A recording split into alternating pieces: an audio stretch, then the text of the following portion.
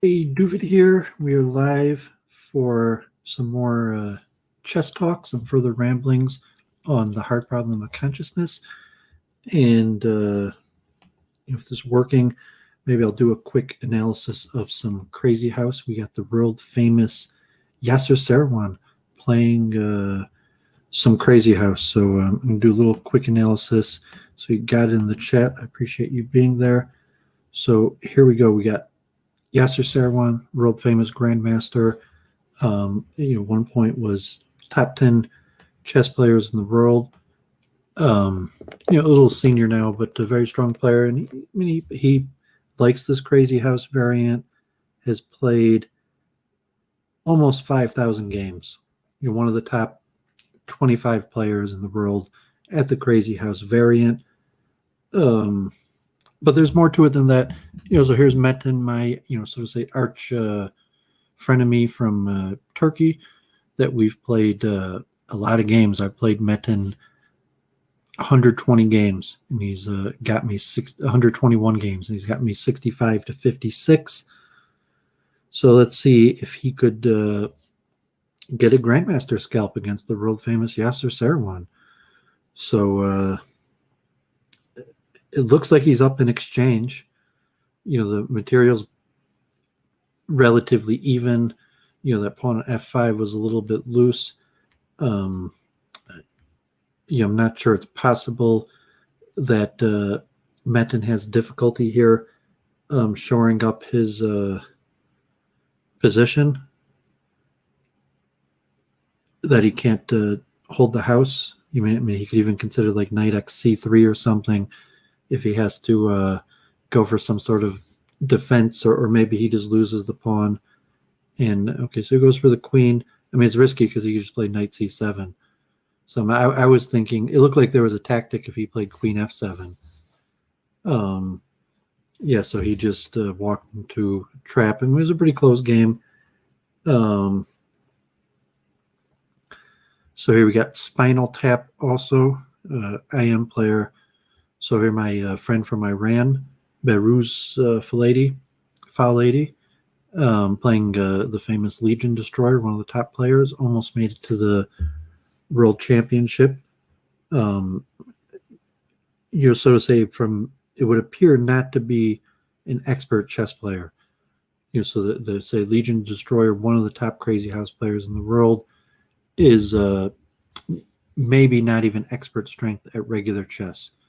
And we can discuss that in a little bit, because like reality is like I don't have time to play games. I saw the Karliner Stolen Rebbe got COVID-19 in Jerusalem, and famous Hasidic Rebbe, but also a big chess lover. The Karliner Stolen Rebbe was known to play chess. Maybe still is if he's in but hopefully he'll beat COVID-19. But it's saying like chess is a good game, but time is limited, and there's not time to play games all day. So Legion Destroyer finds the mate. He knows those mating patterns, and not much time there, but he pretty easily found that mate. And this guy MSV beat me earlier. Good guy.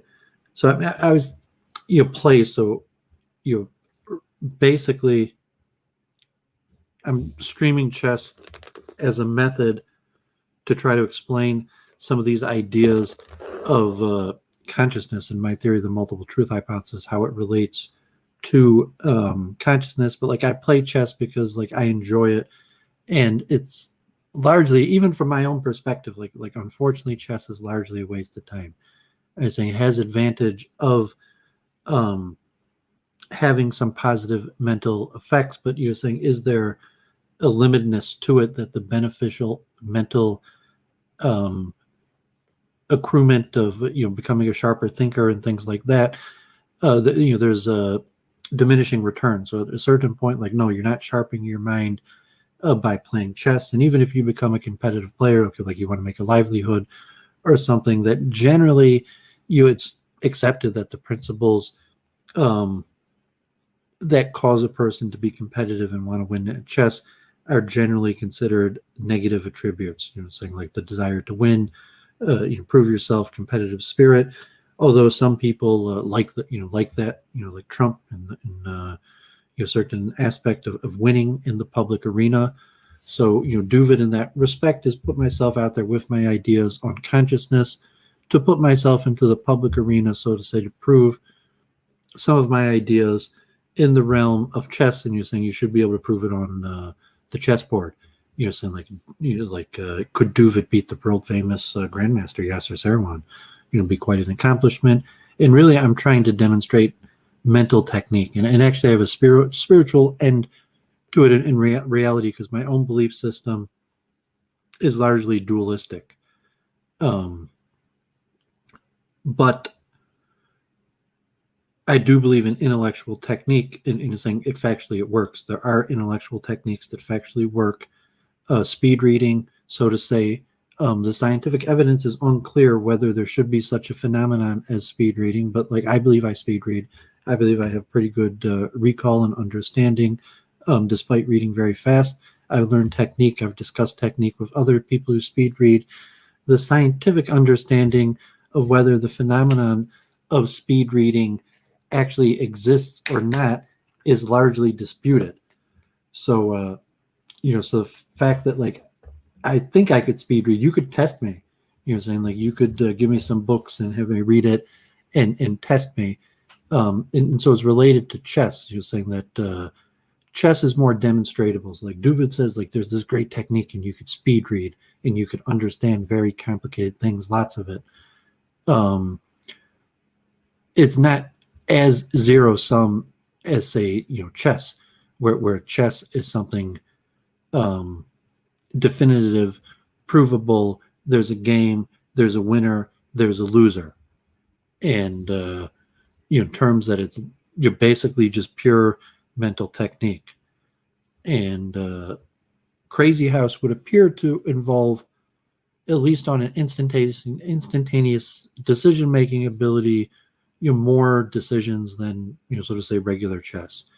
And, this is just looking crushing for Yasser Seirawan. He's actually down material in this position, but, he could grab that knight at any point. Here, CIW sacking material. It's unlikely he's going to have any counterplay. And here also you have one of the best top 100 Crazy House players in the world that is not an expert chess player. So we're going to talk about that. And it's saying there haven't really been too many studies on these type things. So I'm going to go over today more of the famous studies that exist in relationship to, see all these tabs I have open here. So good eye, you peaked at 1046. So we'll talk about how you get better at chess. And I mean, really it's study and work, and it's pattern recognition. And why I'm mentioning speed reading is it's this concept called chunking, that how is it possible to speed read? Because you chunk bigger pieces together, because generally this evidence points to this concept of short-term memory that could only hold about 7 objects, give or take 2. And that appears to be universal among all human beings. There is no phenomenon of a superior short-term memory. So it's interesting, CIW activated his rook, and now he's actually up material here. So, a little turn of events, it looked pretty bad for CIW, like he was done. But Yasser decides to slow play it. He sacks the knight and then the bishop, and then there. And I guess Yasser, he was worried that bishop takes knight, and so he decided the best course of defense was to push the f3 pawn, but that gives up another bishop. He could have retreated the bishop and defended f3. So he gives back the rook. So it's unclear. I'm not sure why he could have played something. If he played rook takes knight, then he could have played queen takes pawn takes knight also. So it's almost like queen takes pawn is he almost has a checkmate. He might have a checkmate here, like a smothered mate. So here you got Yasser Seirawan one of the greatest chess minds, of our generation. And you're saying, is there a checkmate here? Will he find checkmate? And you say, okay, queen takes h7, pawn at g8. He's got a knight for possible smothered, although the knight on f7 is defended by the e5 square. So I would doubt that there's a direct continuation forced mating sequence here, although he goes for it. He goes rook at g8. He goes for a forced sequence. Saying that maybe there was a slow play or positional, but saying maybe there was so he could consider even something like knight at g5 to double up the knight pressure, or he could go in right away, knight at f7, but CIW is going to get the attack back. I mean, if he went knight at f7 and then pawn takes, even if he takes with the queen and he plays knight at g5, so it looks like Yasser goes for what I was mentioning. So if he takes with the queen, then he plays knight at g5, and if he tries to move the queen, he could place another knight at f7, and he's threatening. So it looks like Yasser just plays the tempo. He says, like, maybe you have mate, prove it. So rook at g2 is the only forcing move, so he's got to go to the corner. He takes the pawn. The problem now is if knight at g4, he could just take it with the rook, and then the pawn is coming right down on g2. So it looks like CIW is probably winning this. I mean, he could almost play a defensive move. Like CIW could almost just be like at g5 or something like that. Yeah, so he does that at g5, which just like devastating. Yasser, he was down a boatload of material. His attack, has fizzled. He could probably just do rook takes h2, at g3, and bring his king out, and it'll be mate. So, but Yasser, he's gonna lose on time. He doesn't have the ability for counterplay. He could just pick up the material. CIW could just do like knight at c2 and pick up another rook. Even there he goes for this way, but it looks like, so props to CIW, and you see there, so let's look at this last game for a second and just see if maybe there was something there at that point to where Yasser may have had something. So CIW is not doing that bad here. Like relatively, it's not that bad. This is probably theory. If you look, I have opening book in, so it looks like it's actually a unique variation that's not very widely played. And already on move 8, this is not in the opening book. Even at this point, it said the material was pretty even, and even here, CIW is actually better. But looks like bishop at e6, so we can just go through. So black is just better here, and but there's a lot of mistakes, and it's very tough. Like saying like in a regular chess game, a lot of players could play near perfect according to the computer. So here black is just better. Yasser goes in for something, even though the material, Yasser is really just up in exchange, but black is actually better here, and he goes in for the attack, and it's just not there, and then it's just over. Even if he had, so pretty interesting. Looks like Legion Destroyer. So I'm not sure. Looks like maybe Yasser's not going to play another game.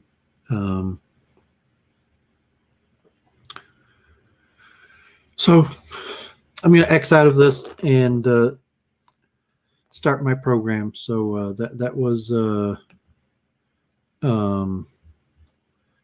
pretty interesting.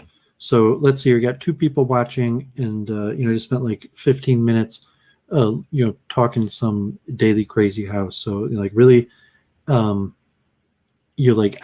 coach chess at all the King's Men Chess and Brain games. Chess, an event at the Detroit Institute of Arts. Our main participating school is University of Detroit science and preparatory academy aimed at trying to encourage kids from Detroit to go to university. So, we look at the evidence why people play chess. Chess is largely a competitive game. It's somewhat unfriendly because it's zero sum. There's got to be a winner and a loser. Like I was mentioning on the debate the other day, saying Ben Feingold, from Detroit, jokes sometimes they both lost. Like what happened between the debate between Biden and Trump. So from Duvid's perspective, they both lost. I mean, really, they both lost. But you're saying, no, I mean, zero sum. There's going to be a next president, and it's either going to be Biden or it's going to be Trump. It's zero sum. So, you say, like, there's a game of chess, and they both played horribly, but it's zero sum. One person wins, and one person loses. And, therefore, it could be, like, bad characters. So, like, I'm playing to win. And that was even, saying, like, dirty flags and these things. Like, you're supposed to play to win. You're not supposed to play to be a nice guy. And even, saying even within the rules, like giving easy draws is more questionable according to the rules than, dirty flagging people. If you could flag somebody or do some technique to beat somebody within the rules, there's absolutely nothing wrong with it. But showing mercy to a person on the chess game, on the chessboard, is largely unheard of. That in competitive chess, for just someone to show mercy is almost unheard of. And so, it's largely the nature of chess. So the psychological larger factors why people play chess versus what happens in the mind when a person's thinking about it. What's going through this person's mind when they're, in theory, looking at all the various decisions that they could choose.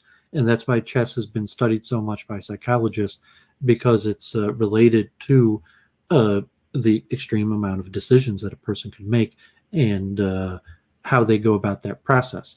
And from a point of consciousness arising from the brain, you have to prove it from a physical perspective, a materialistic perspective, that consciousness is a material phenomenon.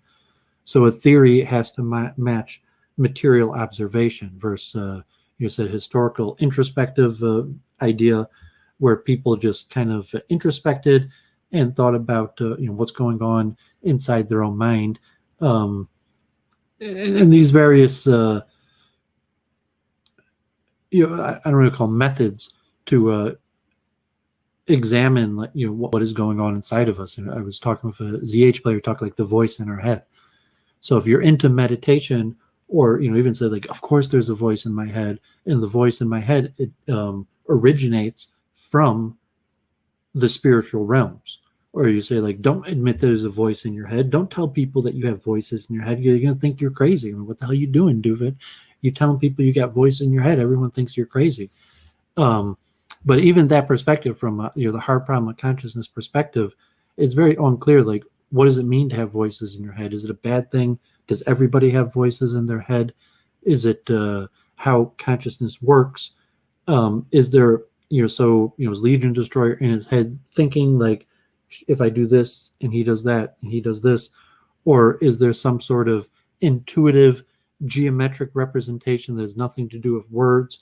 And so these things are very not well understood. And so there's a lot of dispute, there's a lot of theories, but at the end of the day, they're really just about theories. And then you think, like, the direction of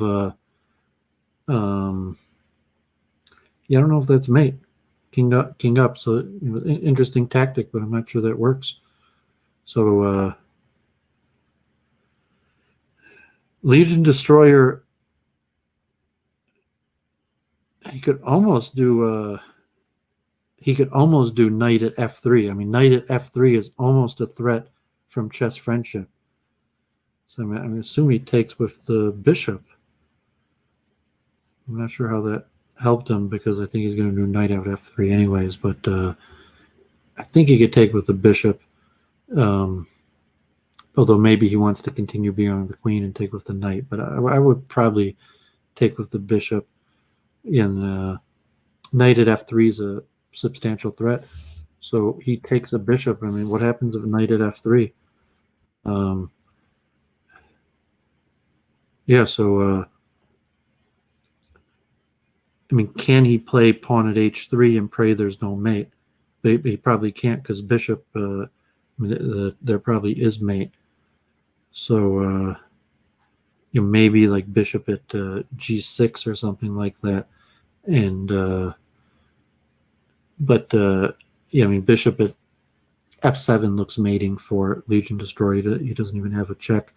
So yeah, I think he just misses bishop f7, mate in 1. So, if there's the different, was he thinking, this or that, or was it previous understandings in the head of patterns that have already been formed? So I'm going to read a lot of information today.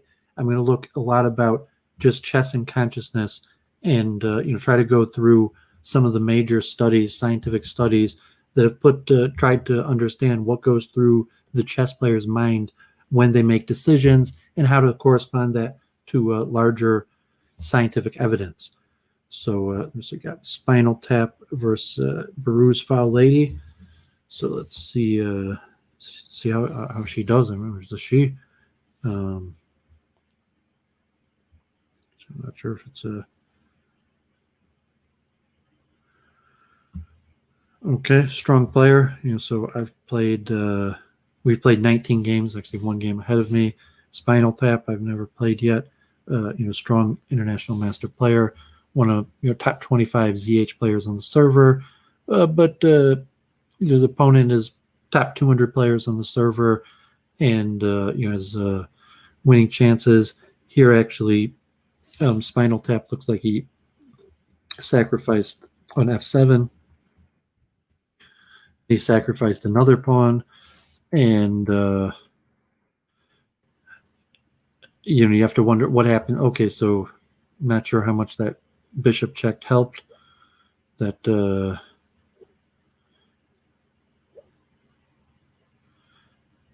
mean that maybe it provoked a weakness or added extra defense. I mean, so you gotta see what happens on just pawn at h6. Doesn't look like it works because then places a knight down, and so he goes for that. But to me, this just looks over. It looks like I would have done knight check first. It looked like knight check first, and then that was much better. So here, just showing that like knight check first, then he has to play king there, then bishop there. I mean, you're threatening knight there, and if he tries the usual king g8 because f7 is open, he could have placed at there. So Spinal Tap, not experienced enough of a ZH player, strong player, not experienced enough of a ZH player that he misses his win there. He missed his better opportunity. It's okay, probably a better player than Duvid, but I saw that pattern. He didn't because what was going on in my head and his head? What was it? Something that was going on in my head, or is it purely a matter of experience and pattern that I had? That it wasn't like a thought process. That I had a better thought process. It was just there was a previous experience in my head that wasn't in his head. And, I would actually show that I'm right after the game, the computer analysis. And, he might be able to play just like knight at h5. I like knight at h5, knight at h4. I'm sorry, threatening knight takes g2. That looks extremely powerful. I'm not sure. Maybe he could play bishop at f3 and parry that. So then knight takes bishop, and he could even do f take. So maybe that's no good. He could consider pawn at h3, but then maybe also he has just bishop f3. So if bishop f3 is a tough move to parry, he could even consider pawn at g5, g4. An interesting move here would be like pawn at g4, and see what type of response there is. Just go back to the tournament. The tournament's over. Legion Destroyer won. Hello, Legion Destroyer. Bravo. Okay. So this game is not going to make any difference, but just see how it goes and then go back to see if this idea of missing the knight check there first and then the bishop take, if Spinal Tap actually missed that, and if it was a pattern that Duvet had acquired just for more experience and doesn't have to do with increased chess expertise. There was a difference between Crazy House and chess, where Spinal Tap just would miss that pattern. Which I like that move. So bishop f3. So although, yeah, that could be painful. So, I mean, what if he just takes the rook? He's going to say, what does he have if he just takes the rook? So he takes the rook, and it was at e2. It was a powerful idea.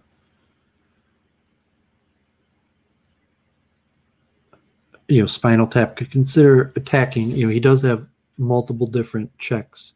So, I mean, he could consider queen to a4 even, figure queen to a4, threaten, it's a more pressure on d7, threatening two bishops. Queen at d2 could be dangerous. Yeah, so he goes for a4, like I said, just, don't trap his king in for nothing. And the bishop is still covering like a knight check. So even if he looked at a queen sack, so he does have two knights. I mean, he could consider queen at ff2 and then knight at e4 because he has the other knight defending. But okay, he just grabs the bishop. So what happens if he just takes on a6? I would guess he's probably going to take on a6, but it's tough to tell because there's a lot of possibilities. I like taking at a6 better. So we talk about low risk play. Look at this game shortly after, just a second, just to look at the analysis on it.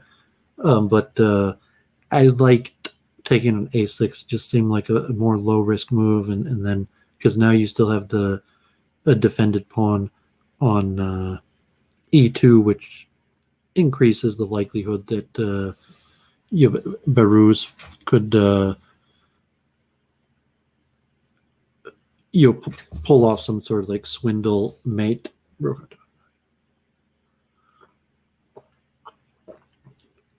It seems like almost slow, like what he's threatening to sack his queen.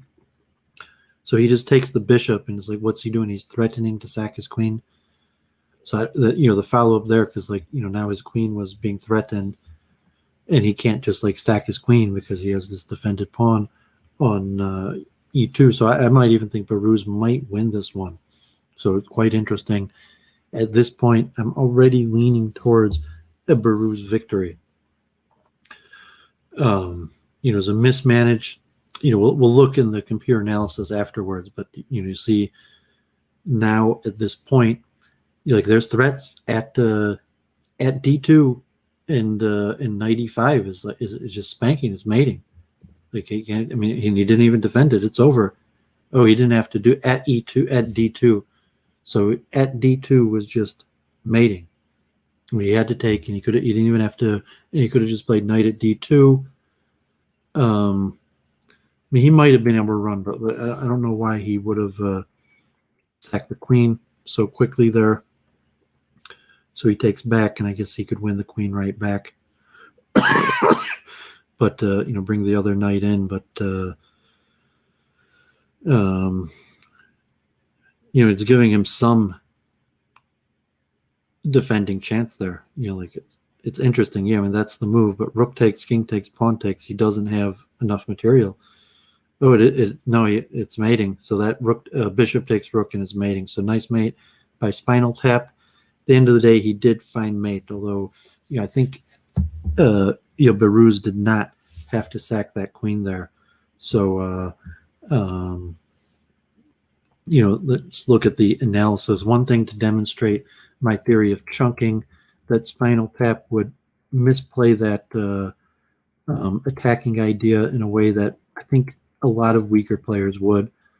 But even here, like, it's sack sitting, like at f7 wasn't really a great move because he's running out of material. But here, king e8, I guess maybe was worse because it leaves that pawn unattended. So it does say bishop. Yeah, so here knight at g7 is just spanking. So if you look at it, knight at g7, king f8 only move, then bishop at h6, and he's screwed. And saying like knight at, so he could play knight at f7. It's telling at, but I mean, there's nothing good. Saying you can't move the king over because you're just going to play the pawn back, and this is basically game over. But he plays bishop takes first. His advantage is decreased, and so queen d5 is the best move, and so Spinal's already scared. A little bit of defensive, and at a3, interesting that interesting moves to think about. Bishop at f3, punishing, taking c6, d7 here. So taking h6 was better. Just take the bishop, but at e2, you could play queen x e2, bishop x e2, and that was a better continuation. But your queen a4. So at d2 right away, you're still going to be better than white. But so he takes the bishop. Yeah. So here, like I said, queen at a6 is just spanking because then black basically has nothing. Queen at x6. You could try like a pawn here, but this pawn's no longer defended. It's over. But he goes for at f7, king up, and then after he takes the bishop, his advantage is almost gone. I mean, still quite a bit. So bishop there, and after bishop there, like I said, this position already is almost even. And so he could have done at d2 here, but I guess that's not enough. So he takes the bishop. It's too early to do it there, but then here, and then he plays rook there, and it's over. I mean, one thing, the queen was just hanging. He could have done knight here and won the queen instantly.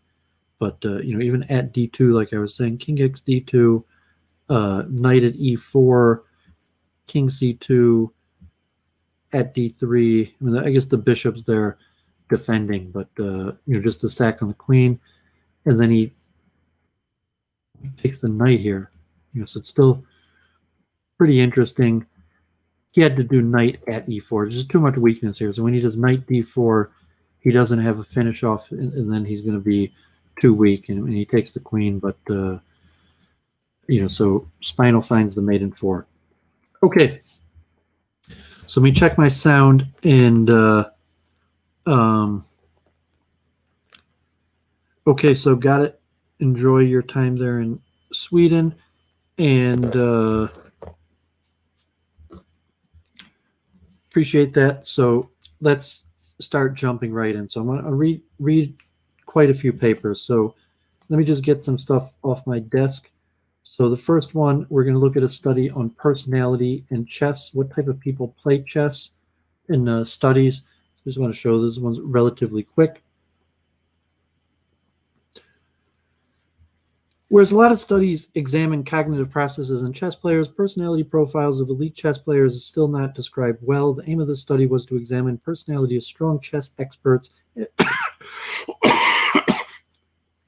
and its influence on chess skill. We tested elite male and female chess players with the Friedberg Personality Inventory Revised, which also provide population norms for males and females. Elite male players' personality profile did not significantly differ from population norms. Female players were more satisfied with life, had less physical complaints, and higher achievement motivation in comparison with female population norms. Personality was also related with chess skill, but showed different patterns in male and females. Stronger male players were more introverted.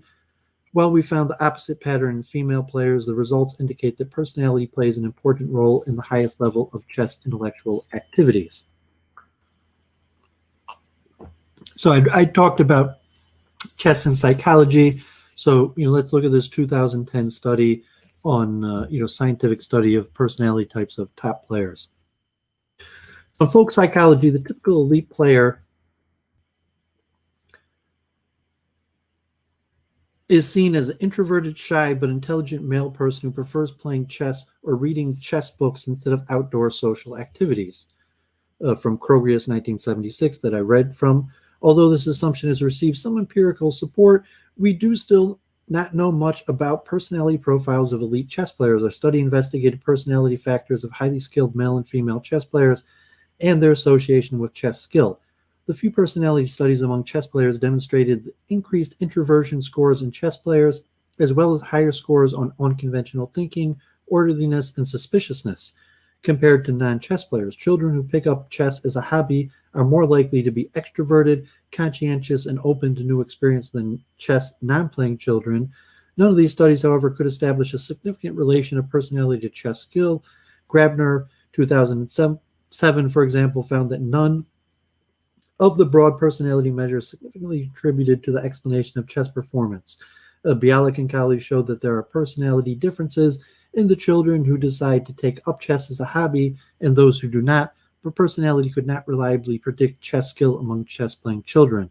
The above findings indicate that the common observation of laymen about elite chess players as socially withdrawn people may be wrong. Finally, if strong chess players would be socially withdrawn persons, we'd expect better chess players to be more introverted and have lower scores on factors of social competence than their weaker colleagues. Their conclusions would be premature because none of the above-mentioned studies examined elite chess players. Our study examined personality profiles of male elite players with the revised Freeburg personality inventory. In particular, if the common assumption about the shy, introverted, and socially clumsy elite chess player is true, we would expect deviations from the population norms on several personality factors. One could assume that in comparison with normal population, elite players will have less pronounced extroversion, trial, and would be socially inhibited. Similarly, if there's a link with chess skill, we would expect that some of the above-mentioned personality factors will also be related to chess skill. An additional aspect of our study is that we have included a small sample of elite female players who are a minority in this traditionally male domain and almost absent at the highest level. We were thus able to examine how women who are successful in a male domain differ in respect to personality from the female population norms. Finally, we were also interested whether the pattern of association between chess skill and personality will remain the same in the minority female group as it is in the majority male group. Okay, so I'm not going to read the method, but these results are rather interesting and encourage people to read through the paper themselves. Personality profiles of male and female players, displayed here with, I guess, 5 is the mean. And so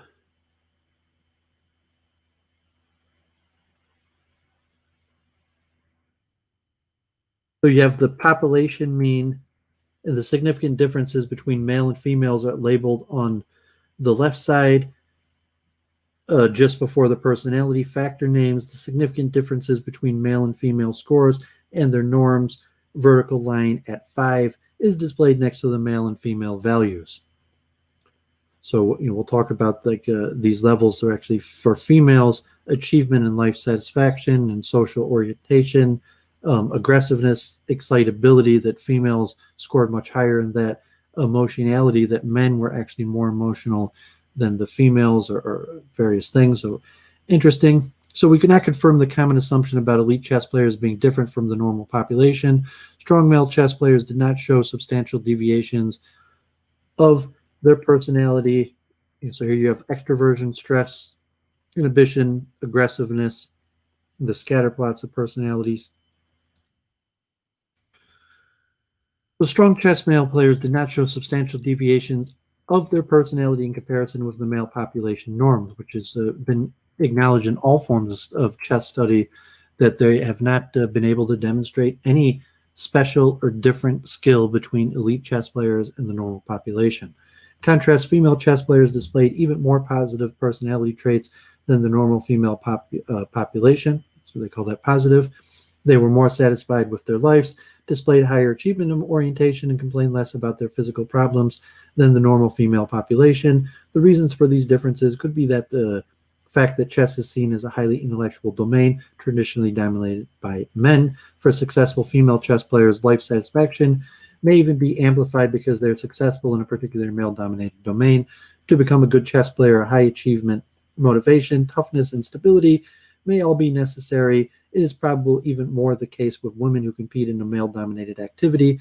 If it is not a wonder then that elite female players have more pronounced achievement motivations than the normal female population, and even more than male players.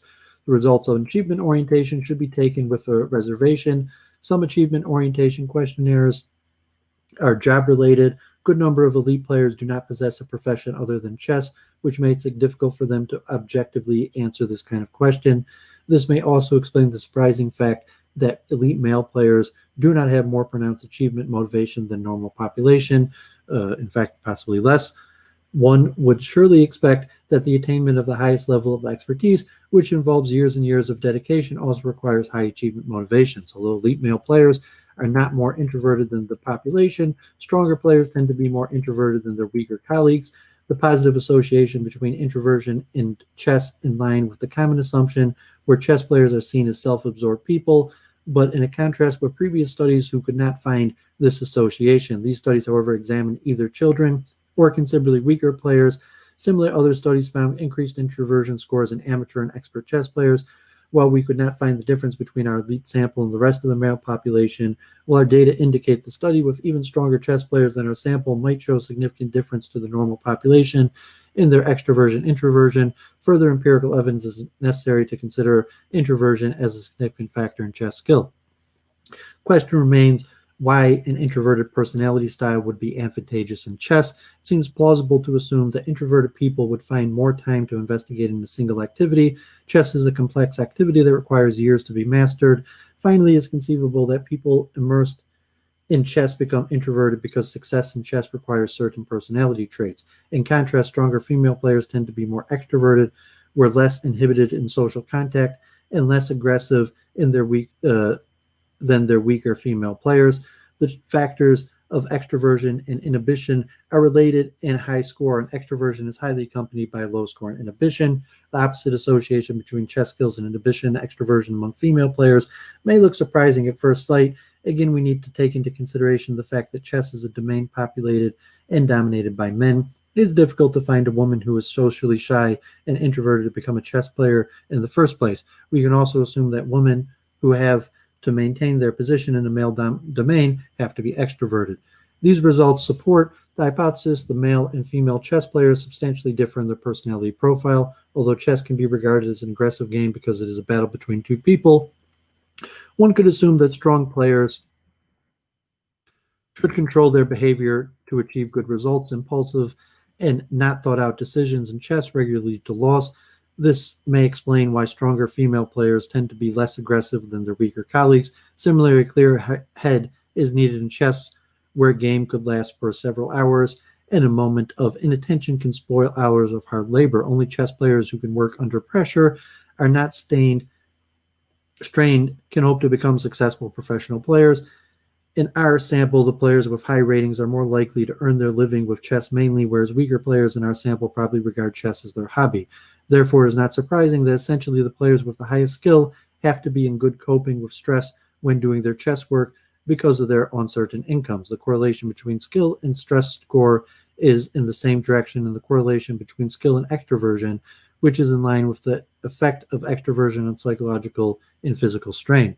Our study in the first examination of personality profiles of exceptional strong players, although our result can be seen as preliminary given the sample size, we could gain several important insights. Strong players do not seem to be socially eccentrics with deviant personalities as they're often seen. Female players even had more desirable personality profiles than the female norm population.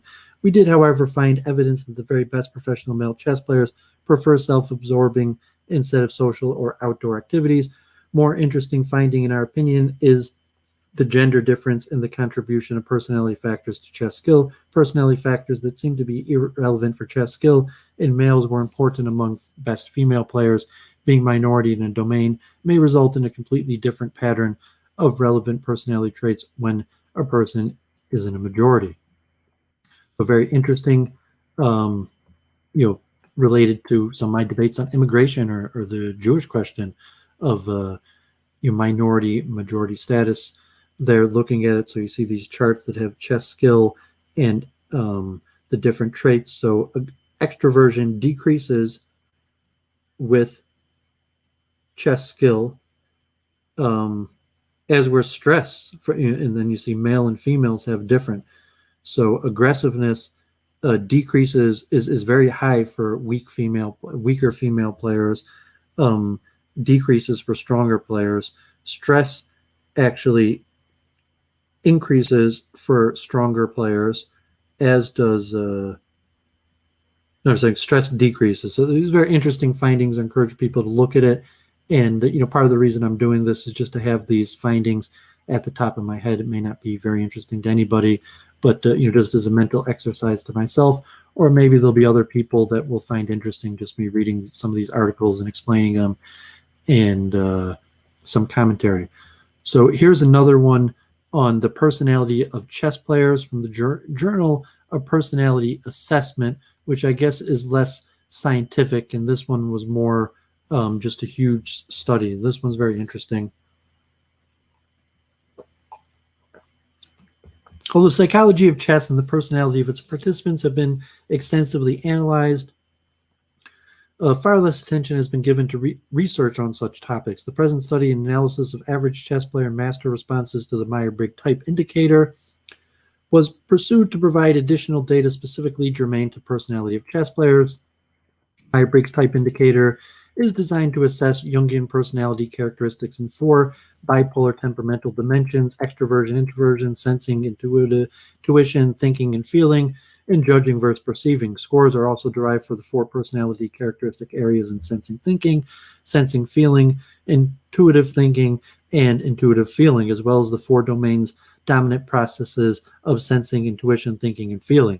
In the present study, an 80-item abridged version of Form G of the Myers-Briggs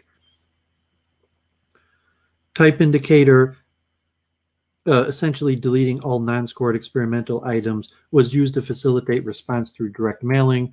1983 to 84, 2,209 chess players and 3 national samples were asked to complete and return, including 629 masters and senior masters, 50% sample of the strongest American players, a random 2% samples of 800 male players, rated between master and novice strength, and similarly rated women players, excluding non-apical responses. So the results: general population norms, average player and chess master percentages, and chi-square comparisons for temperament, dimensions, personality characteristics, and dominant processes, and we'll see in Table 1. The temperament dimension data indicates both group of chess players were significantly more introverted, intuitive, and thinking, and conversely less extroverted, sensing, and feeling than general population norms. Masters were also significantly more judging and less perceiving than the general population. Finally, masters were significantly more introverted, intuitive, and judging, and conversely less extroverted, sensing, and perceiving than average players. And we'll see if there's a difference between this and the last study. In spite of the obvious chess player preferences for various temperament dimensions, not all were found to be actually correlated with relative playing strength. Thus, when concentrating tetrachronic RS were computed between player strength of various temperament dimensions between the average player and master player, the resulting correlations were plus 0.12 for introversion, plus 0.3545 for intuition, plus 2.3 for thinking. So we'll see the chart. These correlations suggest that not only intuition and to a lesser extent judging appear to be both consistently and significantly related to playing strength at advanced levels. In terms of specific personality characteristics, both groups of chess players have significantly fewer sensing feelers and more intuitive thinkers than non-players. Masters also have fewer sensor thinkers than the general population, At the same time, masters had significantly lower sensory thinking and higher intuitive thinking preferences than average players. Both chess player groups significantly favored intuition and rejecting feeling as dominant processes in relation to non-players. Masters additionally had a lower preference for sensing than the general population. Finally, masters significantly favored intuition and rejected sensing more than average players, but no significant differences in thinking or feeling preferences were found between the two chess player groups. So here's your, so the general norm, 70% of people are extroverted, 30% are introverted. Among average players, it's flipped. Among masters, it's even more than flipped, that 82% of masters are introverted. In sensing, generally 70% of people are sensing, 30% intuitive. Chess players is about even, and for masters, it's flipped even more. So 75% of chess masters are on intuition and less sensings. And on thinking, people are split 50-50 between thinking and feeling. But average chess player and masters are the same, that they prefer thinking to feeling, and also judging and perceiving about even, slight tendency for average players to prefer judging over perceiving, and masters 2/3 ratio for judging to perceiving, but the weakest of all the correlations. And we'll see from the personality characteristics of the NT, Duvid is an INTP. So Duvid being a chess master or player, fits with the evidence that only 15% of the populations are NT, but 35% of average players are NTs and 57% of chess masters are NTs. As where average players, the ST, the sensing thinking person, is a majority of average players. So it's interesting things to note. And the dominant processes, that feeling is less common among chess players and masters, and intuition is much less common among the common general population than among chess players. So let's see the conclusion. Just make sure my...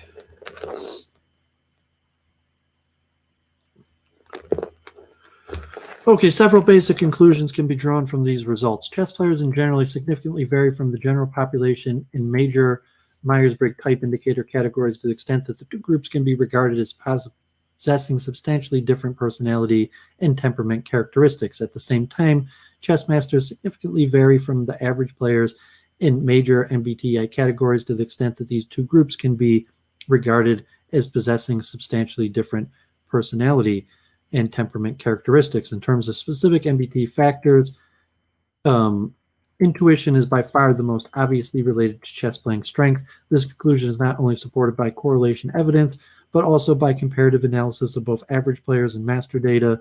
In this latter context, intuition is not only, when paired with thinking, the significantly favored personality characteristics of both average and advanced chess players, but also the dominant process which most clearly distinguishes between masters, average players, and the general population. Other MBTI factors, including specifically thinking, do not appear to be so clearly related to chess playing strength. This conclusion is supported not only by the rather mixed correlation evidence, but also by the lack of correlation between such factors as the relative preference as dominant processes among masters. Together, these latter conclusions strongly suggest that chess is much more of an intuitive than thinking game, especially at the master level. As an intuitive rather than a thinking game, chess may be valued more for its subjective, pragmatic, or theoretical speculative attractions than its objective problem-solving or purely logical elements. If such an assessment is valid, a rethinking of chess research efforts may even be warranted, prompting study more its intuitive than cognitive values in both chess players and the functioning of its more skillful participants. So I'd mentioned that the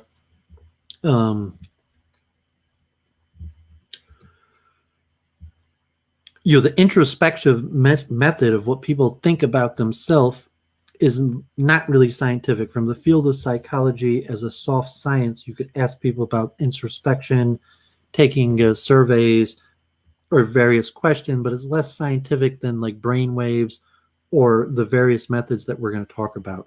So let's cover these, like these Sci-Hub ones. These were harder to find articles, so I'm reading them from Sci-Hub. So let me just read these two articles on related ones. So here we're going to see holding, and this I think was mentioned in the Roaring article that I read through that covered really a whole bunch of these. And then you will also look at this study of visual spans and real science of looking at the eye movement of players when they look at puzzles and various things, where you don't have to actually ask the person to introspect on what they were thinking. So theories of chess skill by Holding. 1992. This paper reviews the evidence for and against the recognition association theory and forward search seek theory of chess skill. The recognition association theory appears to be founded on indirect evidence concerning the visual short-term memory, together with supplemental assumptions that may be questioned, and provides no role for verbal processes. There's no direct support for the theory, which admits forward both search for reasons that are re-examined. In contrast, the seek theory maintains that move choices based on search and evaluation processes, supplemented or else supplanted by knowledge base. These processes are directly evidenced by experimental findings. The objection that search theories cannot account for speed chess is met by review of the available evidence. It is concluded that chess skills rely on thinking ahead rather than on pattern recognition. The problem is to explain how grandmasters, for example, play better chess than average club players. To some extent, perhaps they try harder. Tikhomirov and Vinogradov certainly suggest that this is true, because people who suppress their galvanic skin responses are less emotionally involved, do less well at solving difficult chess problems. However, trying harder cannot be the entire explanation, because emotional commitment is not enough without a background of expertise. Although motivational differences may be important, our present concern was with the cognitive reasons for success at chess. The earliest explanations of skill were rather broad and incomplete. Binet, for instance, was disappointed in his expectations that blindfold play would depend heavily on visualizations. Instead, he was forced to conclude that chess skill depended on three factors, including experience, memory, as well as imagination. Another earlier researcher was Cleveland, who drew attention to the need for learning sub-skills such as middle game techniques, but decided that the acquisition of chess skill was predominantly a matter of learning position sense. The statement correctly indicates the need for an accurate evaluation of chess positions, but the principle alone hardly constitutes a complete account of chess skill. The group follows Binet in emphasizing the part played by experience in developing chess skill, together with other factors. Early theories of chess skill seem unsatisfactory because they suggest no detailed mechanism for the selection of good chess moves. There are only two theories that are sufficiently elaborate and specific to provide for the generation and testing of critical predictions. One of these, the recognition association theory developed by Chase and Simon, 1973, arose from the belief that differences in forward search could be discounted. Instead, the theory suggests that chess skill depends on memory of specific patterns of pieces on the board. Essentially, grandmasters are stronger because they know more patterns. The other theory is an extension of the common sense view that grandmasters are stronger because they are better at looking ahead, in the form of the seek model outlined by Holding, 1985. The theory suggests that grandmasters are stronger because they progress more efficiently through search trees, making better judgments about the positions and using their knowledge to assist the search processes. It's the recognition association theory. For detail, the recognition association theory makes the assumption that chess masters stem from knowing thousands of chess patterns. Recognition is one of these patterns during play is said to trigger the memory of associated plausible moves, which makes them be selected or investigated by the player. Hence, chess skill depends on memory. The theory has been widely accepted in cognitive psychology because it seems at first sight to integrate a number of different features of skilled performance. There's no direct evidence to support the theory, although there are several suggestive indicators. The theory takes its start from the observation that stronger players are better than weaker players in short-term memory for briefly expressed exposed chess positions. This finding was foreshadowed to 72 and was featured as the only difference of any importance by de Groot. Possible mechanisms underlying the effect were elaborated by Chase and Simon, and the basic observation has been repeated many times in different ways. Apart from doubts about the explanation put forward to account for the effect, this single fact seems inadequate as a basis for an entire theory of chess skill. Consequently, the theory derives its support from a number of supplementary findings and assumptions. One relevant observation is that differences in short-term memory between stronger and weaker players often disappears when the test positions are random assortments of pieces. This implication is that any advantages in memory possessed by the stronger players are confined to the meaningful chess positions that define their expertise. In fact, this particular finding is not always obtained. For example, Golden found chess skill differences in recognition memory for scramble positions, and Reynolds had shown that skill differences in random positions depend on the degree to which pieces impinge on the central squares. In recent unpublished work, we examined the pennies guessing effect, in which chess players tried to reconstruct previously shown positions with the help of pennies placed on the board. The relevant observation is that the use of pennies as cues improved the scores at least as much in random positions as in the meaningful positions, thus implying that chess knowledge can be utilized in non-chess piece arrangements. Nevertheless, it has been granted that memory effects will most often be stronger in meaningful positions without the need to concede that these effects constitute the basis for skill.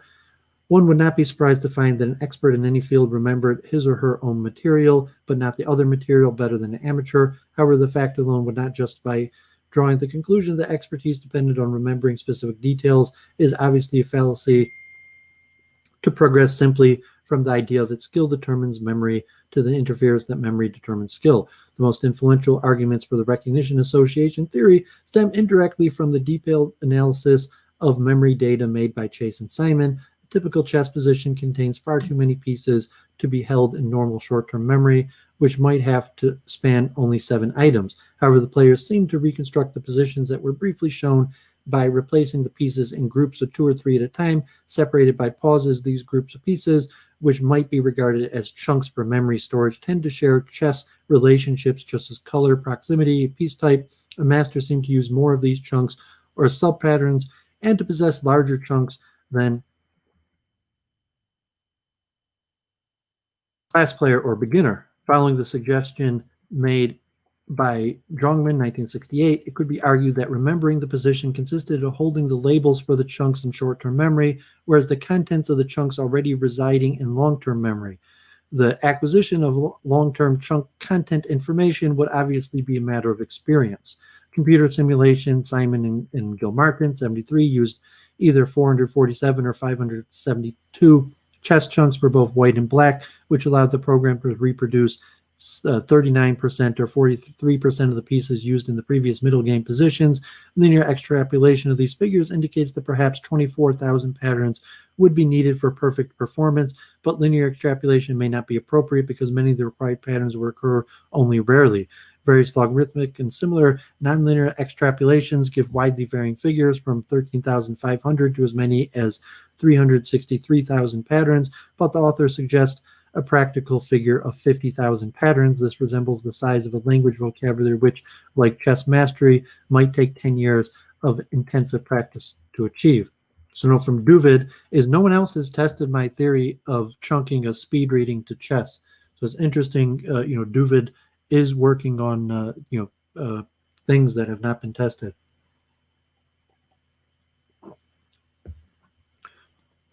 So it's been argued that this figure is unnecessarily inflated. Ignoring the distinction between white and black patterns would reduce the number to 25,000, and the assumption that most patterns are recognizable when shifted squares horizontally or vertically might reduce the number of patterns again by a factor of 10, leaving an estimate of only 2,500 patterns. However, the exact number of stored patterns is less important than the remainder of the argument.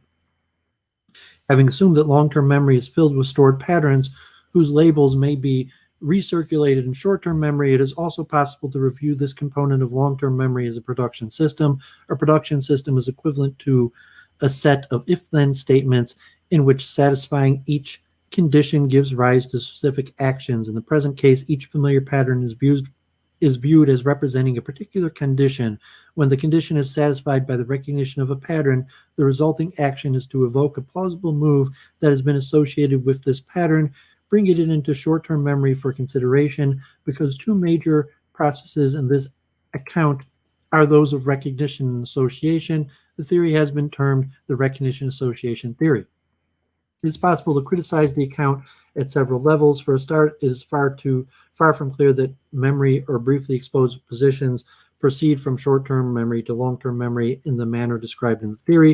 It is doubtful whether chunks can be reliably identified as separated by pauses, because the ambiguities appeared in the procedure and experiments carried out by Reitman and Charnes. In any case, apparent chunk size will obviously be affected by the number of pieces one can physically manipulate in place. Furthermore, there's good evidence that chess information may bypass the short-term store. Good recall of chess positions was reported by Charnes and Frey, despite the interpolation of interfering tasks or other chess positions, suggesting that perhaps the information is directly encoded into long-term memory. In that case, the information might well be represented in terms of broader groupings, such as prototypes with variations instead of existing in the form of smaller chunks. A similar conclusion can be derived from the demonstration that chess memory depends on depth of processing. There are further reasons for abandoning the description of chess skill in depending on long-term memory chunks that can trigger useful moves. For instance, if one retains the idea that chess information is stored in the form of chunks defined by Chase and Simon, there are difficulties due to the size of these units. Typical chunks were reported to consist of groupings such as a pair of opposing kings, a cluster of 3 or 4 pawns, or a file with rooks and queens. If these are the elements of a postulated production system, they form conditions for which there is no appropriate action. There is no way that such chunks can trigger associated plausible moves, because a triangle of pawns generates no moves. In other words, the chunks do not embody the dynamic relationship that would evoke potential chess moves. Perhaps, though, the chunks could be assembled into larger, more meaningful patterns by a series of transactions between long-term memory and working memory. One would have to make the assumption that the broader patterns form the conditions for the postulated production system. However, in the case, the theory would lose simplicity and elegance, and it would no longer be possible, as it is now, to derive aspects of the theory from the analysis of short-term memory experiments. What is more, the debate concerning the estimated need for 50,000 patterns would be irrelevant, because these would no longer correspond to the number of plausible moves to be stored. Hence, the argument the extensive practices and experience are required for mastery would also be jeopardized. It is important to notice the production system part of the theory was never subject to direct evidence. AI thought, although the chunking estimates were derived from the short-term memory data, the recognition association system was appended on external grounds. The main evidence for the recognition association mechanism was that the system of the type would facilitate rapid responding. Both DeGroot and Chase and Simon state that masters see the board differently from weaker players, directly perceiving strong moves without having to calculate variation. If this were true, one might then argue the underlying mechanism could be one of recognizing familiar patterns that call forth immediate associations. However, there's no quantitative corroboration except the evidence provided by Charnes, who found that younger and more skilled players were more likely to mention the objectively best moves among the base moves in their search trees. The effect was not large, it did not correlate with later move choice, and the time constraints were not such as to guarantee that the effect stemmed from immediate perception. In any case, other explanations are equally possible. Suppose it were granted that skilled players could immediately perceive important chess relations when confronted with novel positions.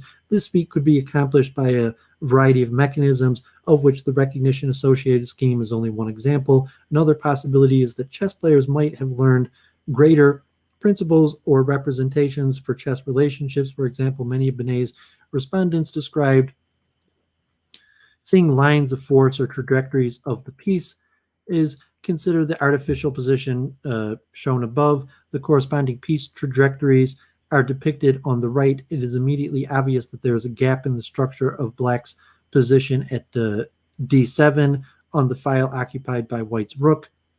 The player can immediately decide to try rook d7 with the winning position, but this has been achieved without any specific knowledge of the particular position.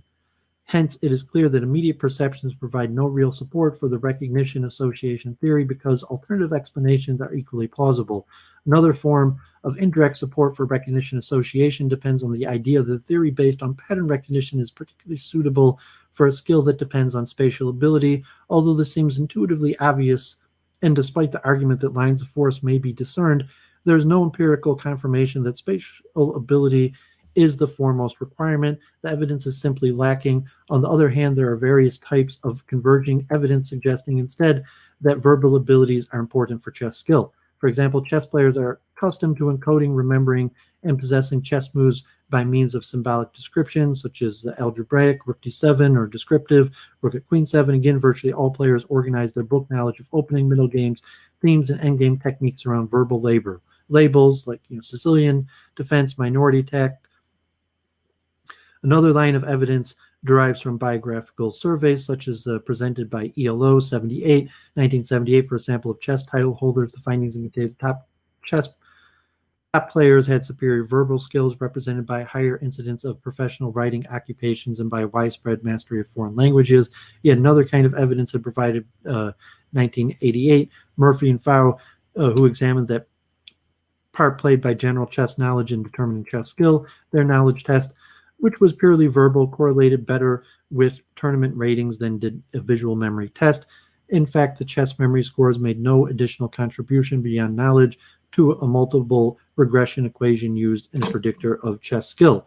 Holding called attention the same to some of the subsidiary evidence accumulated by Chase and Simon, in addition to the work of brief memory visual data were collected on a test of memory from the move sequences from actual games. So figure 2 here, you have errors of varying skill by accuracy of verbal memory versus short-term memory, long-term memory. See master level, the decrease in errors, and that's one of the things that will be seen across accomplishments of mental feats. One experiment was directed to short-term memory with immediate recall, while another was directed at long-term memory with recall at a different day. In both cases, however, the moves were dictated verbally rather than presented visually. The results are plotted in figure 2. Together with the data for the standard visual memory task, is evidence that skill differences between a master class player and a beginner are at least as great in the verbal case as in the visual case, had authors made more use of these wide skill differences in formulating their theory. A very different account of the cognitive processes underlying chess skill might have emerged. Further information, this is what Duvid mentions, that when someone explains what they're thinking, it may not actually correspond to what they were actually thinking, because it might come from different centers in the brain. Further information of verbal processing in chess came from an experiment by Holding, conducted as a result of observing chess players using verbal mediation. When players are asked to find the best move in a position, they tend to mutter phrases like, if I do this and he does that, I could exchange these pieces, but that would leave me with a bad bishop, and so on. What seemed like an obvious manipulation was to try to interfere with these processes by the use of articulatory suppression, in this case by having players count backwards in threes. For whatever reason, the interference this produced turned out to have a strong effect on the sample of tournament chess players. The search trees they constructed analyzing the positions were significantly reduced in measures of total moves, number of branches, and maximum depth. Counting backwards severely inhibited the search, but the quality of the moves they chose suffered even more deterioration, with the index used in counting tasks had the effect of having the moon quality, and the two experts were so disrupted that they hung their queens. However, it might be argued the task of counting backwards achieved too much if working memory is thought to consist of 3 components, with a central executive that controls a verbal loop and visual spatial scratch pad, then perhaps the backward counting task was sufficiently disruptive to affect the central executive. In that case, the experiment does not unequivocally demonstrate the involvement of articulatory loop in chess processing, and should be repeated with a lighter information load, such as counting from 1 to 4, which would leave the executive component intact. A further complication is that contrary results have been obtained in different chess texts. For example, Robbins' Personal Communication reported that articulatory suppression is effective in visual memory tasks where verbal mediation may perhaps be necessary. Again, perhaps the articulatory loop functions at a lower level than the required for full verbal processing. In any case, the importance of this observation will depend on one's theoretical orientation. It is very crucial whether verbal or articulatory processes play a part in visual memory if one wishes to defend the position that chess skill depends primarily on pattern recognition.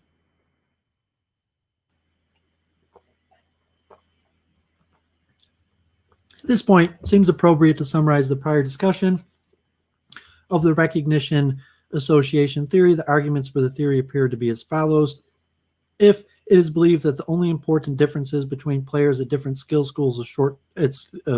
levels are in short-term memory for chess positions, and that these differences are not present in random positions where expertise is inapplicable, and if it is believed that chess memory is organized around small chunks of 2 and 3 pieces whose names are rehearsed in short-term memory, and that memory performance requires sufficient such chunks to explain the benefits of experience in terms of extended chunk learning, then if one ignores or manages to bridge the gap between such chunks and the larger patterns that are capable of prompting chess moves, and if one is predisposed to consider mechanisms that might lead to immediate perceptions of good moves, and to believe that chess skill depends primarily on spatial abilities that might facilitate pattern recognition, and that it is unnecessary to provide a role for verbal abilities, then one might formulate a theory to the effect that chess skill depends on pattern recognition eliciting stored associations to good candidate moves.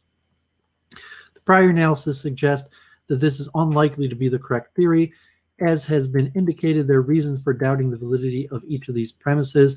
In any case, the final conclusion is very loosely related to the earlier premises and represents only one of several possible theories that could conform to the stated preconditions. Again, the recognition associating theory has never been received as an explicit empirical test. Holding 1985 outlined an experiment designed as a critical test of the theory using a sample of players at different levels of skill who are given a series of chess patterns and asked to choose a move. The pattern would be classified according to some acceptable criterion into those recognized as familiar and those not so recognized, and the chosen move would be scored as good or bad. The theory should predict that the recognized positions rapidly elicit good moves and the unrecognized positions elicit either bad moves or no moves at all. As a corollary, skill differences between players should be evident in the recognized but not in the unrecognized positions. The experiment has never been conducted in this way. Although treated as a thought experiment, it seemed apparent that it would not be successful because the stronger players would continue to select good moves in unrecognized positions. In fact, there is evidence regarding a crucial aspect of the suggested test. Holding the Reynolds 82 presented random positions which should be unrecognizable, that they found skill differences in the quality of the suggested moves, since the players who were also tested for their memory of the positions, which did not differ with playing strength. The finding the move quality varied with playing skill seems to invalidate the recognition associated theory. The evidence presented by Seirawan, 1985, showing differences in detecting check or in counting minor pieces, but not in the memory from random positions, points to a similar conclusion. So the seek theory. Final criticism of the recognition associated model leads directly to a discussion of the main alternative theory. The problem is that the recognition associated theory neglects the characteristic of forward search that can be shown to be important in the choice of chess move. The ideas that better players see further ahead was dismissed from the considerations when the recognition association theory was formulated, apparently through a misconception. Because de Groot had failed to find any substantial differences in the search statistics that summarized his players' protocols, it was assumed that such differences did not exist. However, the appropriate comparisons simply lacked the power to exhibit the differences. There were only 5 subjects per group, and both groups consisted of fairly strong players. One would not therefore expect to find significant search differences, particularly in the examination of a single, perhaps idiosyncratic position.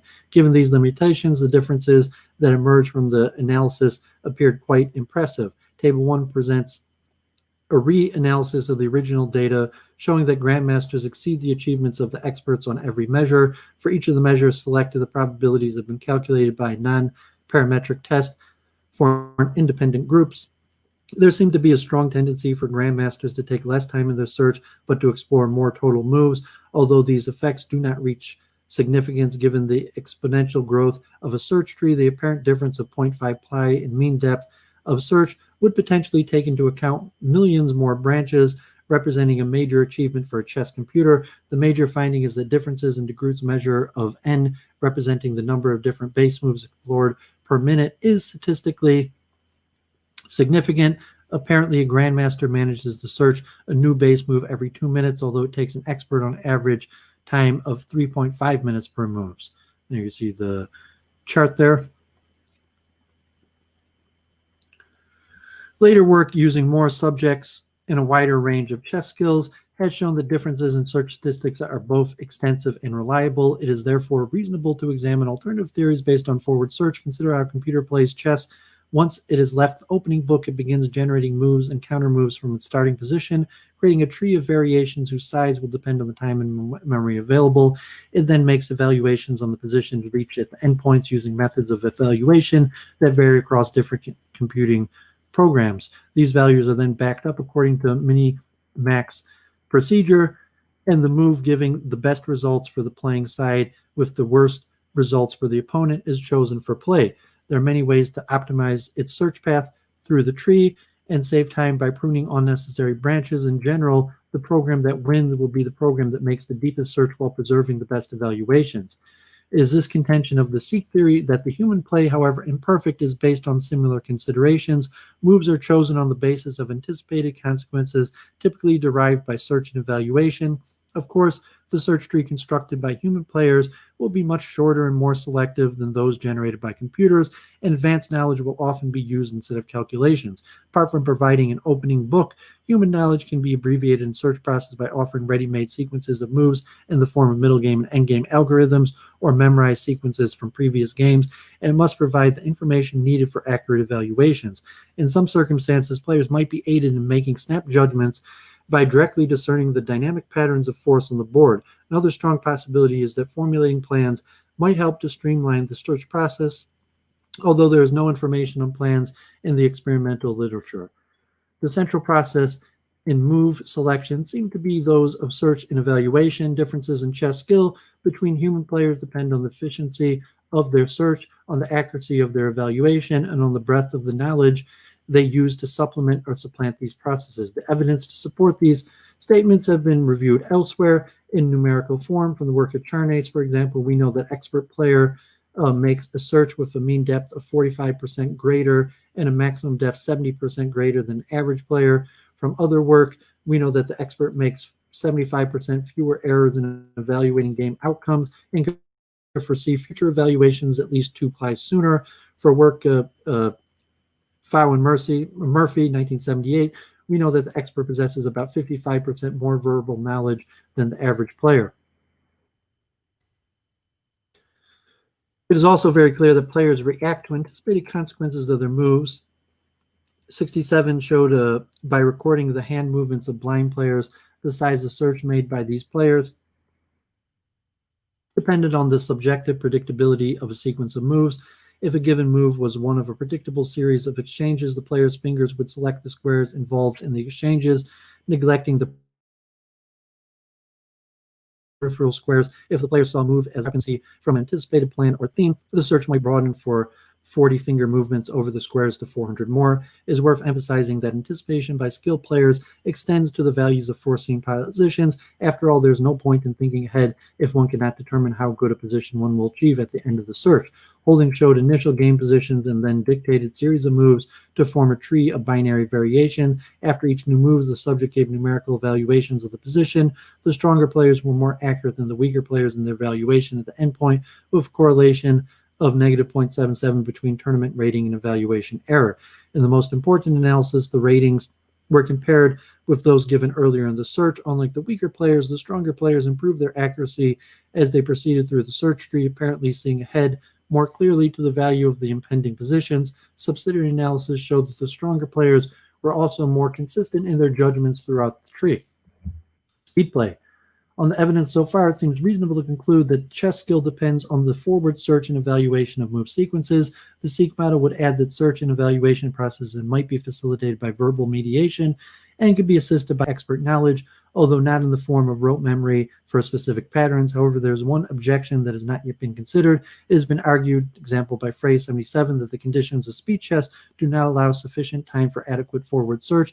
If this is correct, and a different account of skill is therefore needed to explain speed chess, it might be unconvincing and uneconomical to suggest a different theory for tournament chess. One solution to the problem can take from the principle used by Church in 77, who built a computer program incorporating rapid search. The technique of problem reduction consists of rapidly identifying a goal, such as an apparent weakness to be attacked or remedied, and then constructing converging trees that run forward from the present position, but backward from the goal position. This technique enabled a microcomputer to select reasonable moves after only 4 or 5 seconds of calculation, and may well play a part in the strengthening human search. However, until now, there has been no data on how much search players actually conduct while playing at speed. This is obviously an empirical question which deserves study. The most common form of speed chess is 5-minute chess, where each player has time to compete his or her moves. The average tournament game lasts 39 moves, which gives an average of 8 seconds a move, because book moves will carry this player through the opening, and many algorithms will assist endgame play. The player will probably have at least 10 seconds per move in the middle game. Holding recently used 2 methods to find out how many moves and counter moves a player considers during the time period. One method was to set up a speed games against a number of opponents, stop the games without warning, and ask for protocol concerning the moves they had just been considered. The position was stopped at a point when approximately 10 seconds had been used after castling and while the material was still even. This technique is more realistic than presenting novel test position and eliminates the time needed for orientation. The other technique was better controlled but more artificial, and it's set up at the conclusion of the speed game. A board was set up with all black pawns on the board, and the players, white, had to decide as fast as possible and without moving the pieces how many moves would be needed to get the queen, bishop, knight, and rook to the back rank, assuming that black would make no moves. Both tests were given to a series of players rated from beginner to expert. The back rank test needed a total of 14 moves, identified in an average of 19 seconds, given an average time of 1.4 seconds per move. In the speed game, the average was 1.6 seconds per move considered, which is very similar. Naturally, time was needed dependent on playing skill. There was a significant correlation of 0.58 between speed and skill in the back rank test, while the speed game data showed a significant correlation of 0.62. Extrapolation of the regression lines indicates that a master would need less than 1 second per move and could therefore search about 10 moves in the available time. The search trees constructed during the speed play are shown figure 3. The trees obtained by holding, where players had 3 minutes instead of 11 seconds, are plotted for comparison. It is clear that players were able to make attempts at normal move search. The speed tree obtained is not as large as the comparison tree, but while the players had only 7.5% of the time, their efforts amounted to about 50% of the longer duration search tree. It is uncertain how this economy was achieved, except that the protocol shows that no time was wasted in reinvestigations. 2 other explanations, which are not mutually exclusive, seem viable. One possibility is that players use a goal-directed search of the kind described by Church and Church, perhaps identifying the goals with the aid of dynamic patterns mentioned earlier. All the players, when asked, were able to identify goals that varied from specifically preventing a discovered attack to a more general aim of strengthening the king side. At the same time, players quite probably cut down severely on the time taken to evaluate the end position that they reached. This constitutes the second possibility, which implies a form of speed accuracy trade-off. Presumably, it's based on evaluation processes must be treated as expendable, that players often make blunders in speed chess. The important point, however, is that some degree of search is quite possible during speed play. This finding seems to remove the last barrier to the acceptance of the theory based on search evaluation. In conclusion, the foregoing discussion concluded that the recognition association theory has no direct support and has never been explicitly tested. Many of the assumptions of the theory can be shown to be incorrect, and the theory takes no account of the many variables that are known to affect chess skill. In contrast, a theory based on search, evaluation, knowledge can be supported in all major respects. Skilled players have been shown to search better, evaluate better, and know more than weaker players. What is more, the difference in search skill persists even when time is limited by speed play. There is always a need for more research, and many issues remain to be investigated, but the general outline seems clear. On the evidence to date, it can be concluded that chess play is based on anticipated consequence of moves rather than on recognizing specific patterns. Skilled players have better techniques of thinking ahead. So see, a lot of the things that Roaring talked about in his paper and a greater template theory where there's these kind of templates that could be kind of like fill in the gaps in consciousness, where you could fill in, have templates of what might be or what you might want, or patterns that have multiple type patterns. You might have chunks of just geometric patterns of the way pieces look, and you might also have a whole bunch of various patterns and things like evaluations, where you have evaluations, and let's say right now, like in my crazy house, I stopped using the computer evaluation, and consider things like you get better by having superior evaluation. Well, it's difficult to have superior evaluation that takes different forms of chunking in so we're consider this moving forward. So I just want to put as much of the scientific evidence out there and much of the facts, and the facts are kind of like evaluations, like the multiple truth hypothesis and truth discovery, is that you can only be as good as how accurate the evaluations we make are. So let's look at another method of trying to determine this evidence, and it's from Visual Span and Expert Chess Players, Evidence from Eye Movements, and this is in a psychological science journal. The reported search extends classic findings that after briefly viewing structured but not random chess positions, chess masters reproduce these positions much more accurately than lesser skilled players using a combination of the gaze contingent window paradigm, and the change blindness flicker paradigm. We documented dramatically larger visual spans for experts while possessing structured but not random chess positions. In addition, in a check detection task, a minimized 3x3 chessboard containing a king and potential checking pieces was displayed. In this task, expert made fewer fixations per trial than less skilled players and had a greater proportion of fixations between individual pieces, but rather than on pieces. Our results provide strong evidence for a perceptual encoding advantage for experts attributable to chess expertise rather than to general perception or memory superiority.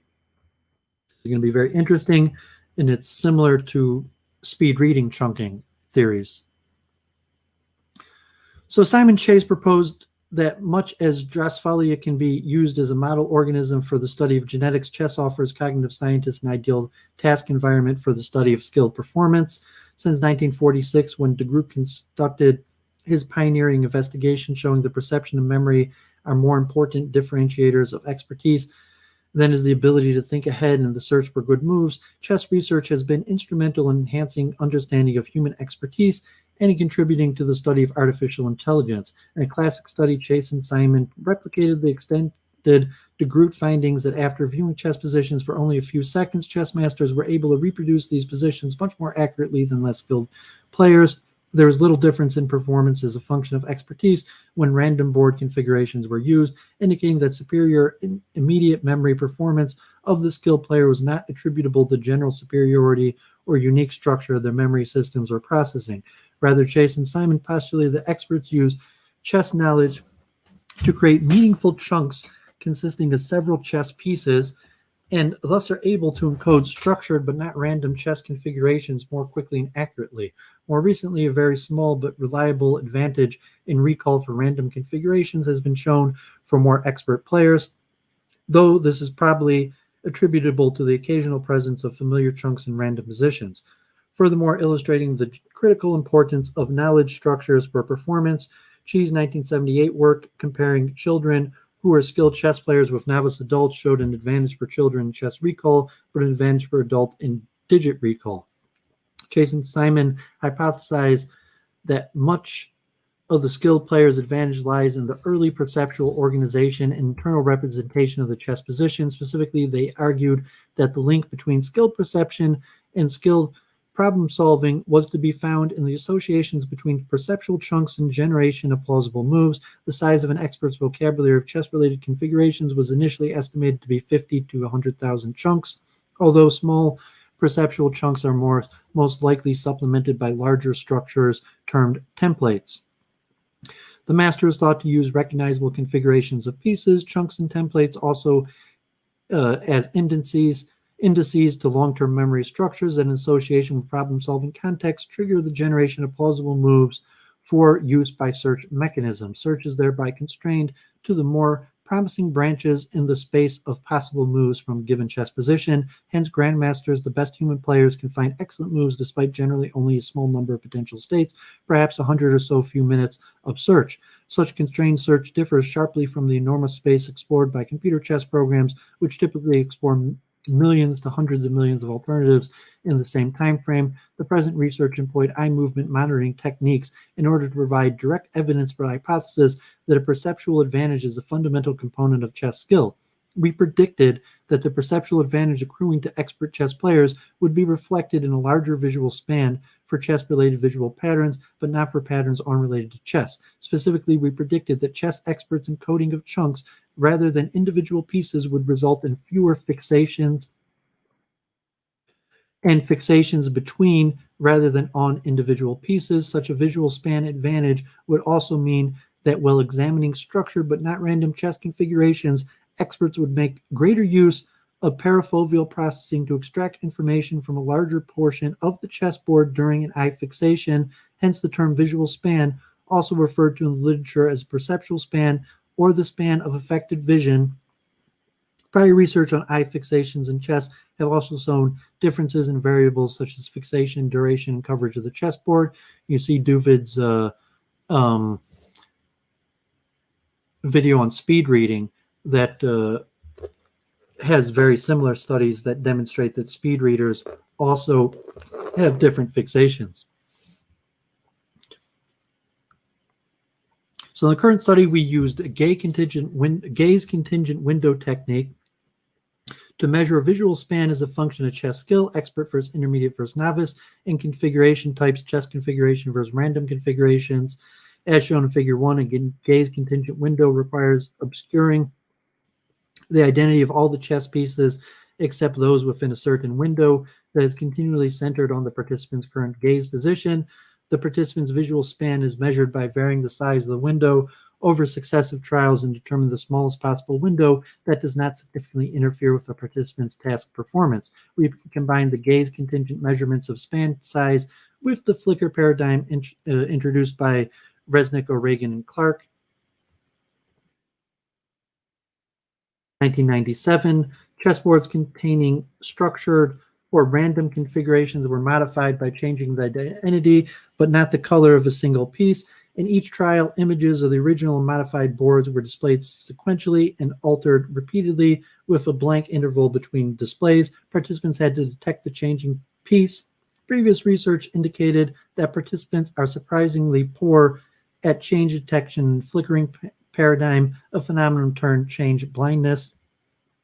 Note that change detection in the present task requires no chess knowledge, and consequently, we were able to explore visual span across broad range of chess skills stretching from novice to master. We predicted that when processing chess configurations, but not random configuration, chess experts would demonstrate larger visual spans and better change detection than less skilled players.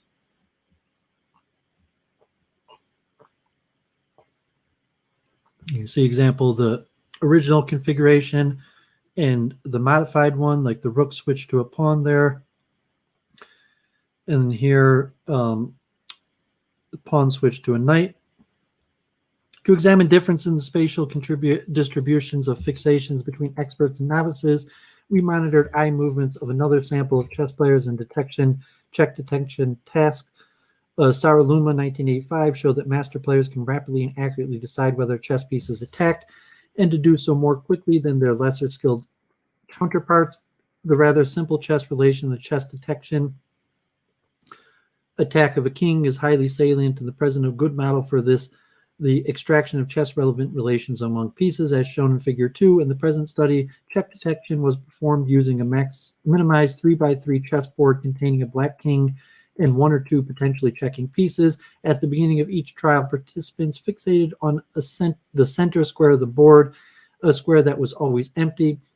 A large visual span in this task may result in few, if any, saccades, the rapid eye movements that shift the point of gaze and define the beginning or end of fixation. During the trial, fixations between rather than on individual pieces to demonstrate the encoding advantage of experts is related to, at least in part, to their chess experience rather than to the general perceptual superiority. We manipulated the familiarity of the notation, symbol versus letter, used to represent the chess pieces. The symbol and the letter notations were used to represent identical chess problems. However, the symbol's representation is much more familiar than the letter representation. Consequently, if encoding efficiency is related to chess experience, any skill advantage would be more pronounced in the symbol than the letter trials. So they had their 32 paid participants, 16 novices, 8 intermediaries, and 8 experts. These were the type things and the type positions, and I believe these are microseconds. So the milliseconds. So these are milliseconds. So almost a second, and you show the initial gaze in the center, fixation position, and the path that the eye took that was measured. So you see a novice starts in the center and has a lot more saccades, a lot more eye movement than intermediate and the expert. And you see in this example, the expert didn't even need to move the eye, was able to intake the whole position in one chunk. So this, strong evidence for chunking.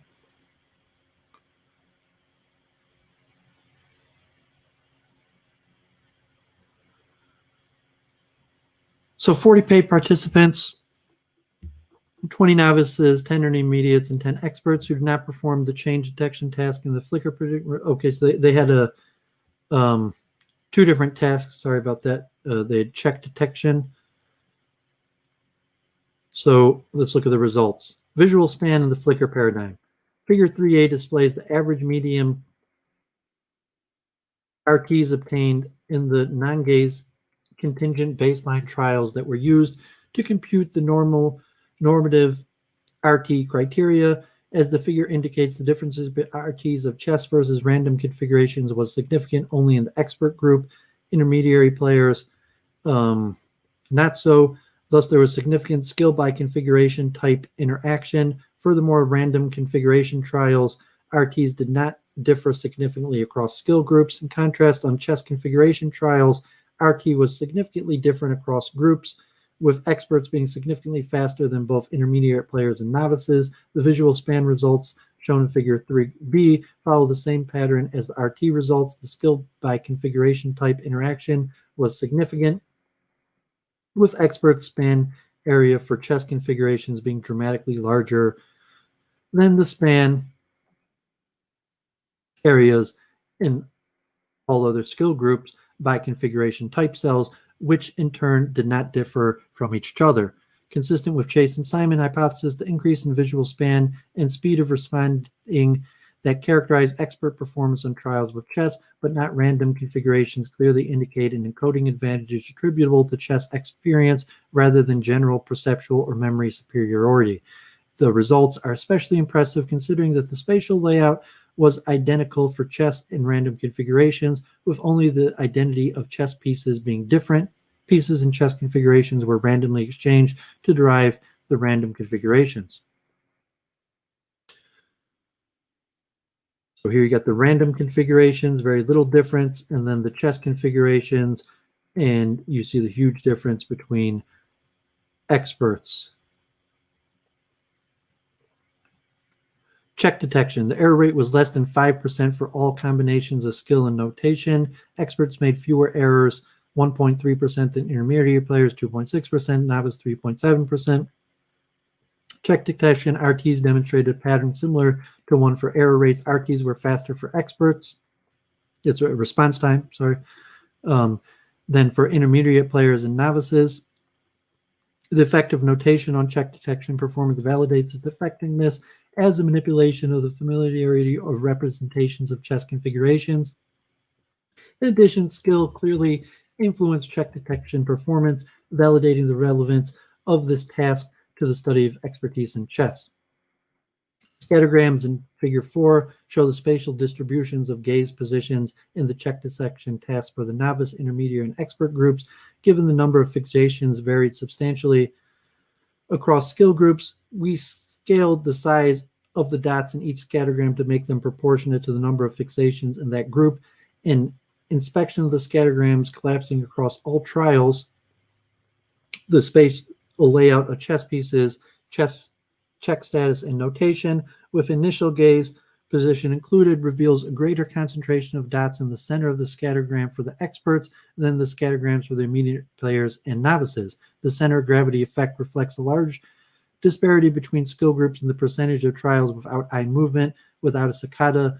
See the example for an expert with a display of using symbol notation. In such trials, the gaze position remained in the center square of the chessboard throughout the duration of the trial. The percentage of trials without eye movements, you see the numbers, but you can see these. Look at the somewhat like a graph of where the eye moves around to, and you see the eye pattern of the experts is more in the center and moves around less.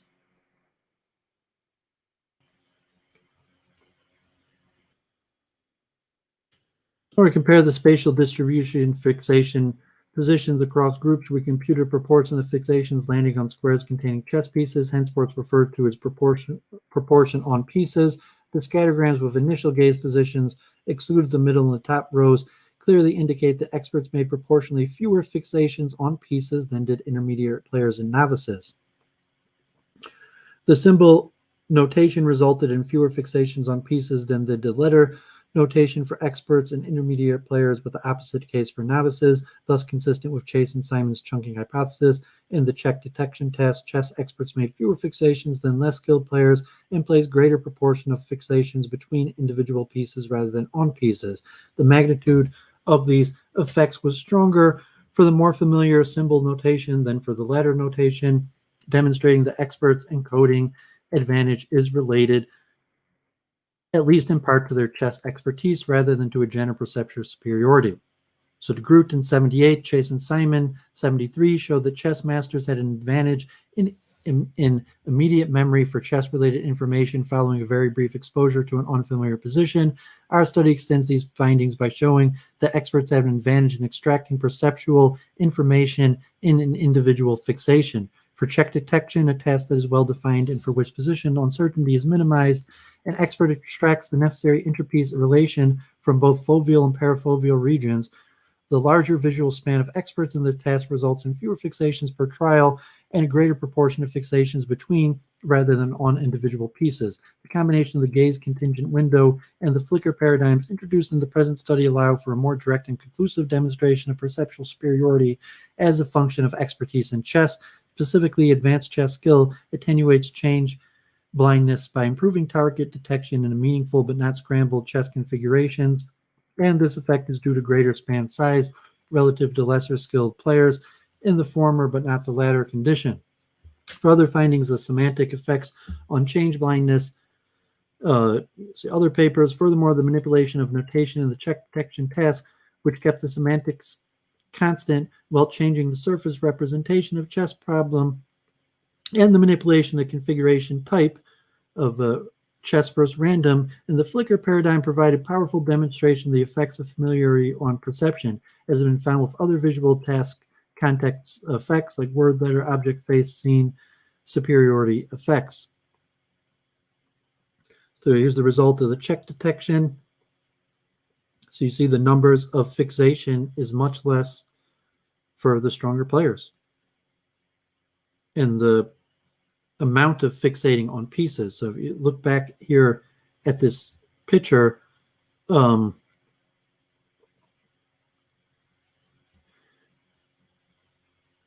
So here you have 3 squares, 2 pieces. And so the expert could just take it in by looking at the center and get all the information. As where the other player have to scan around to get that information. And this is what's referred to as chunking.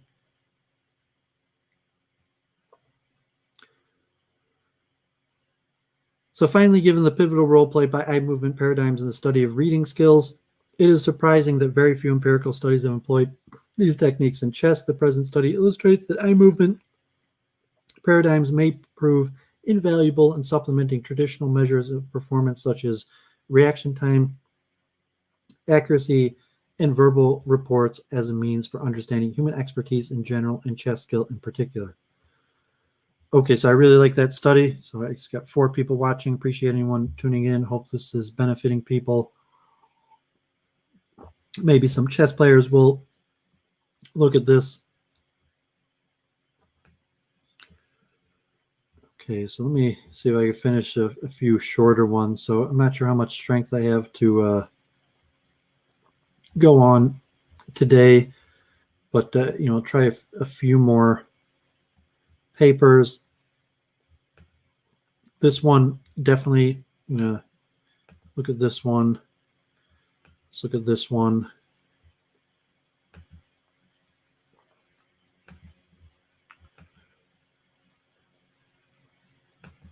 I'll skip the intelligence in chess for a different time. Let's see. So here's another eye study test. So look at this real quick, and then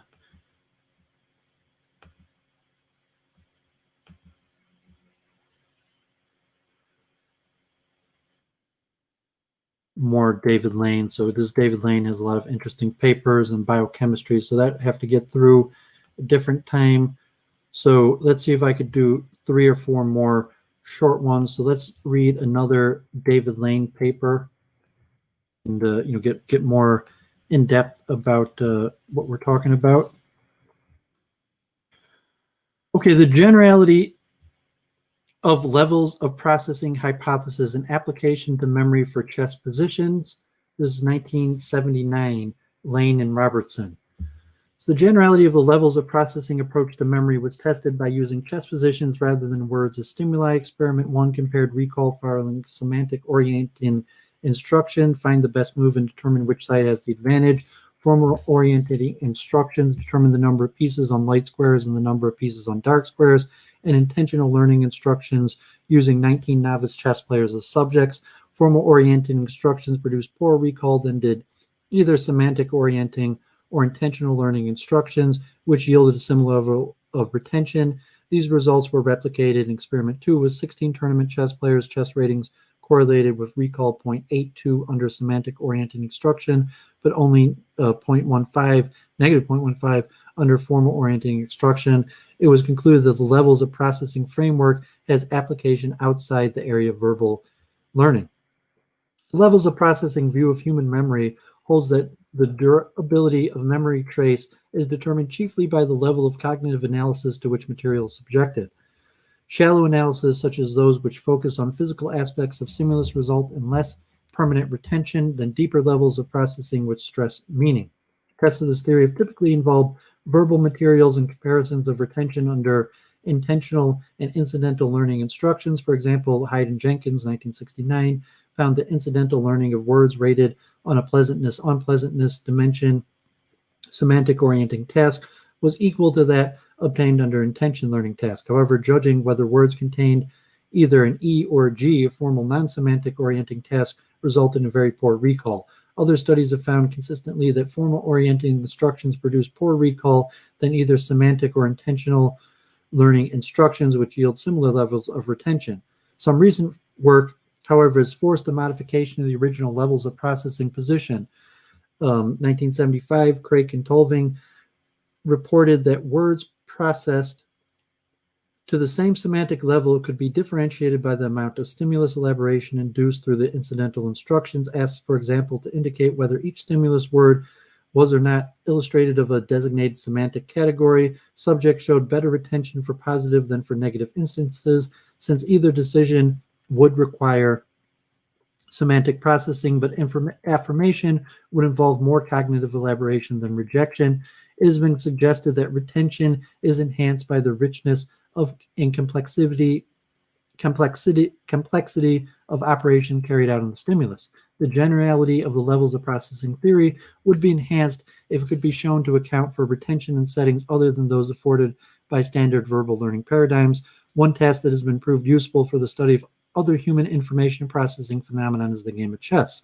Although by no means completely nonverbal, the game relies heavily upon the player's ability to conceptualize and store spatial patterns, a mode of organization, the meaningfulness of which should be related to the player's level of skill or experience. Several investigators, in fact, have shown the ability to reconstruct briefly presented positions is strongly dependent on chess skill, but only for patterns that are plausible. This suggests an obvious analogy with meaningful of verbal materials. Plausible positions are more meaningful than random ones, but only to the extent that Zerber has learned their meaning. To the novice, all positions are relatively meaningless. Early attempts to account for the superior recall of plausible positions by skilled players relied on the following hypothesis. During stimulus presentation, subjects recognizing patterns of pieces on the board as corresponding to chunks stored in long-term memory. Labels for these chunks are placed in short-term memory, with recall being constrained by the number of labels that can be held in short-term memory. According to this interpretation, labels represent larger chunks for skilled than less skilled players, and is the difference in chunk size rather than the difference in the number of labels in short-term memory that is primarily responsible for the relationship between chess skill and recall. Recent evidence has been inconsistent with the view that memory is constrained by the number of labels for chunks that can be held in short-term memory. Charnates found that the recall of chess positions is hampered only slightly by a 30-second interpolated task. He concluded that virtually all information about chess position that is encoded and stored in long-term memory.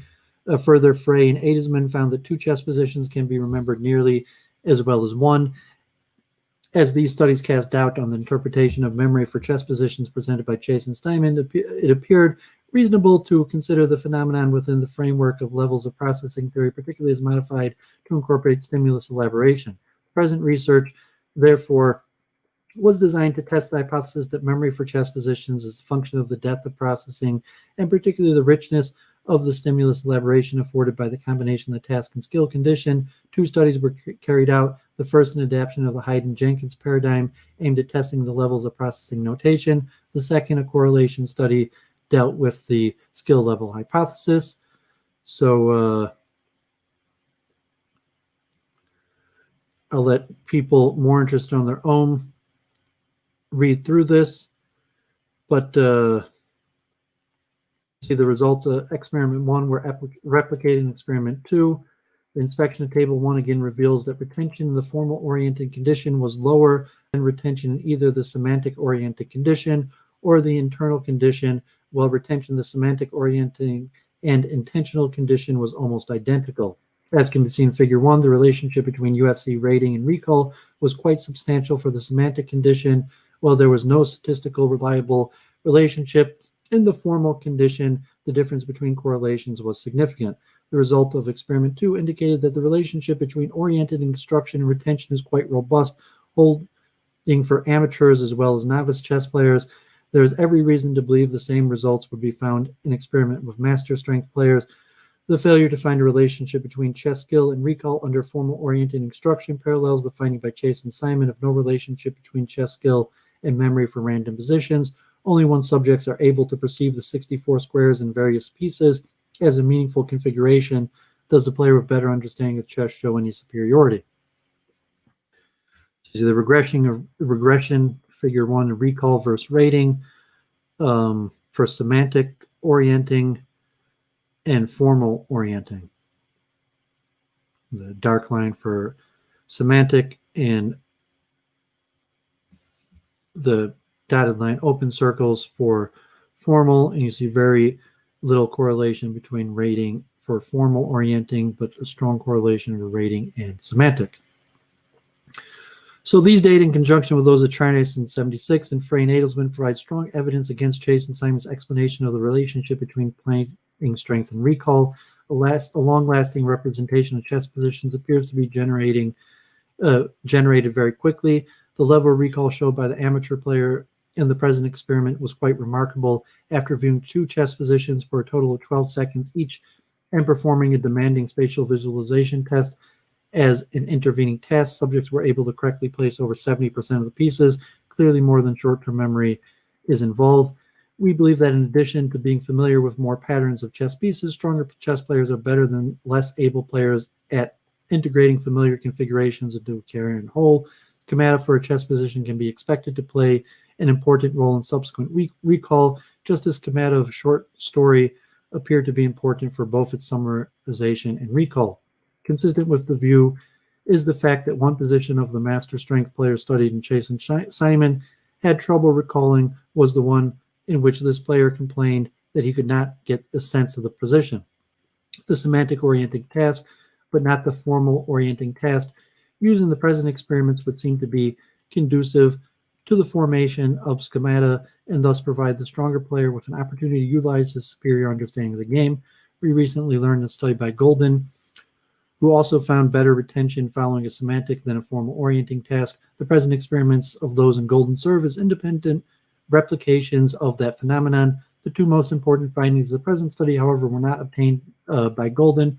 Our primary interest was in the comparison of intentional learning with incidental learning under semantic oriented instructions. Golden did not include an intention learning condition. Second, Golden found only marginal relationship between chess skill and retention. Moreover, no evidence that the relationship between chess skill and retention differs as a function of orienting instruction was obtained.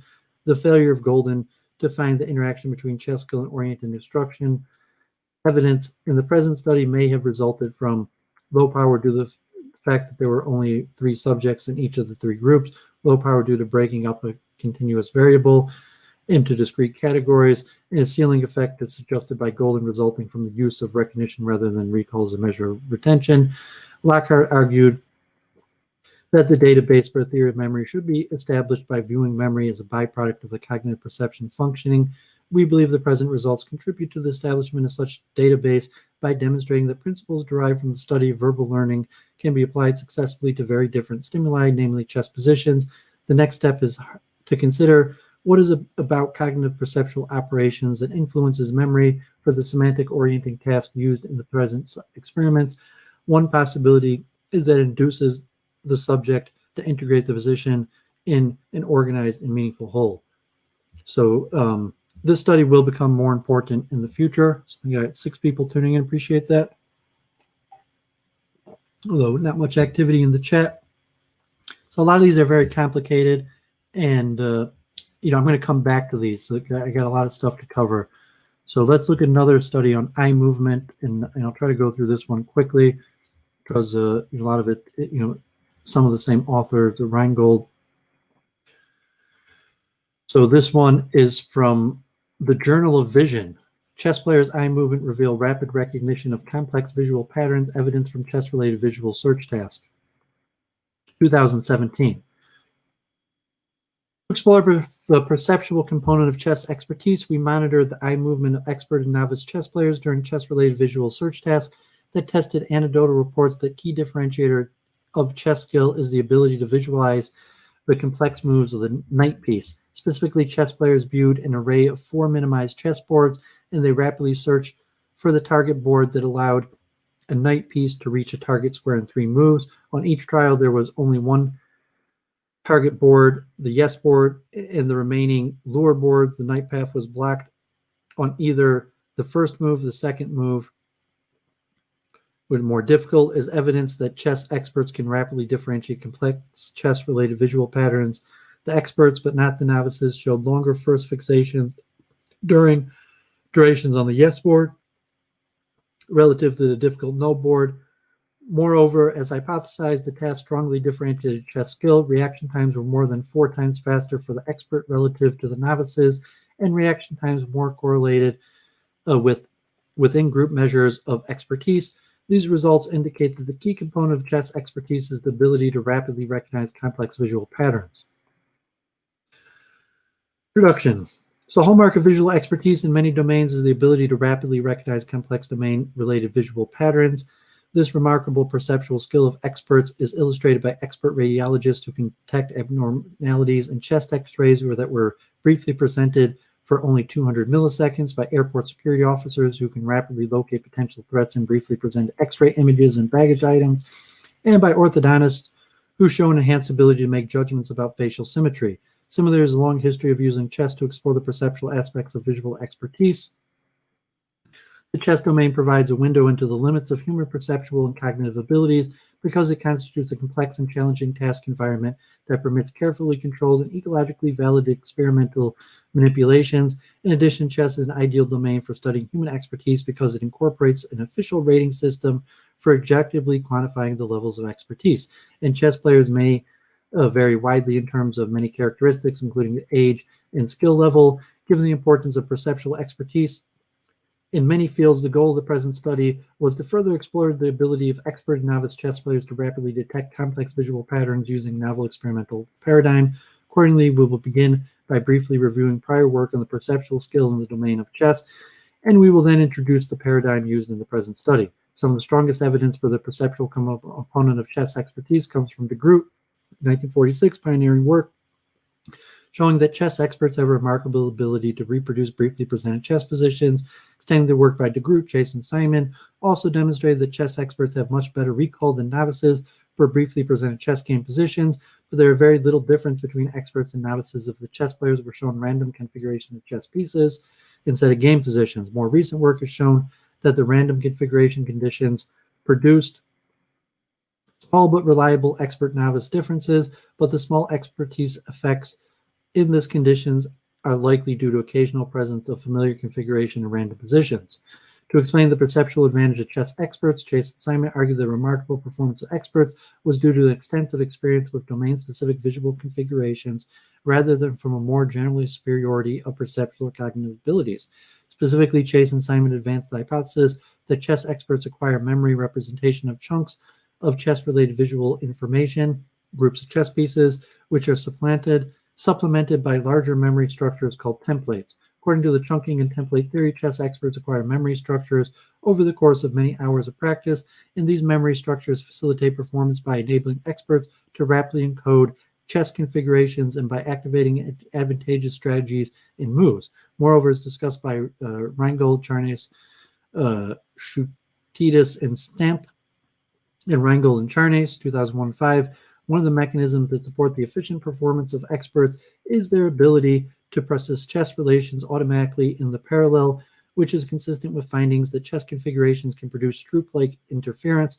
Chess configurations can be processed unconsciously, and investigations of the Aintrug effect in chess have revealed that unconscious biases can shape the problem-solving performances of chess experts.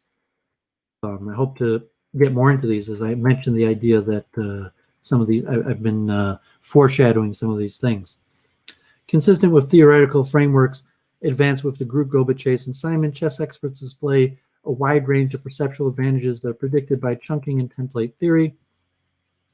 For example, is evidence that experts possess larger visual patterns than novices. Chess experts display higher proportions of fixation between rather than on chess pieces in comparison with lesser skilled players. And chess experts exhibit a larger visual span than less skilled players when they're fixating on domain-related visual configurations. As well, chess experts can use their memory for chess configurations to rapidly focus on relevant information and to ignore irrelevant information. Finally, neuroimaging studies have uncovered expert-novice differences in brain activation in regions associated with object and pattern recognition, and chess expertise modulates ERP, event-related potentials, to chess-related stimuli as early as 200 millisecond post-stimulus. Taken together, these findings support the view that perceptual skill is a key aspect of expertise in chess. To further explore the perceptual component of chess expertise, the present study investigated an intriguing claim by chess coaches that the key differentiator of expertise is the ability to visualize the complex moves of the knight piece. The knight's move trajectory is visually more complex than the other pieces because the knight moves in an L-shaped pattern rather than a straight line, and because the knight is the only piece that can jump over the other pieces to reach its destination square. In fact, there's a famous chess problem called the knight's tour, which requires chess players to move the knight piece to every square on the board without returning to the same square twice. The challenging problem is well known to chess experts. It has also been studied extensively by mathematicians, including Euler. However, even though there's anecdotal evidence that the knight's tour is a good index of expertise, this task has not been extensively studied empirically, perhaps because the task is very complex and difficult.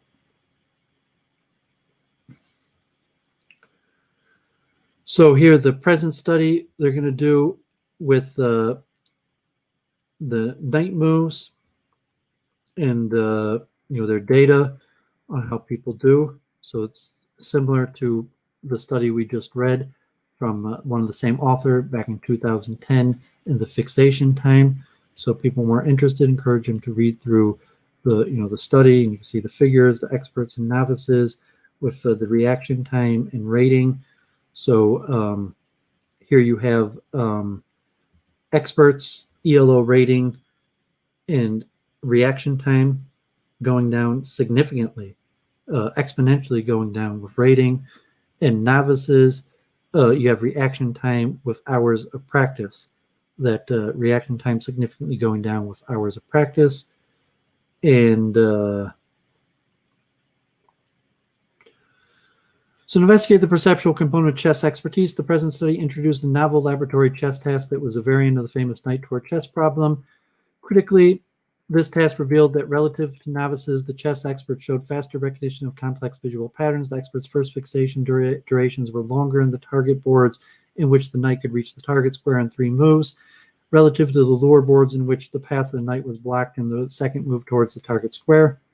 As evidence that the yes versus difficult no difference reflected a rapid recognition of the target, the difference was solely driven by trials that elicited a single dwell on the target board.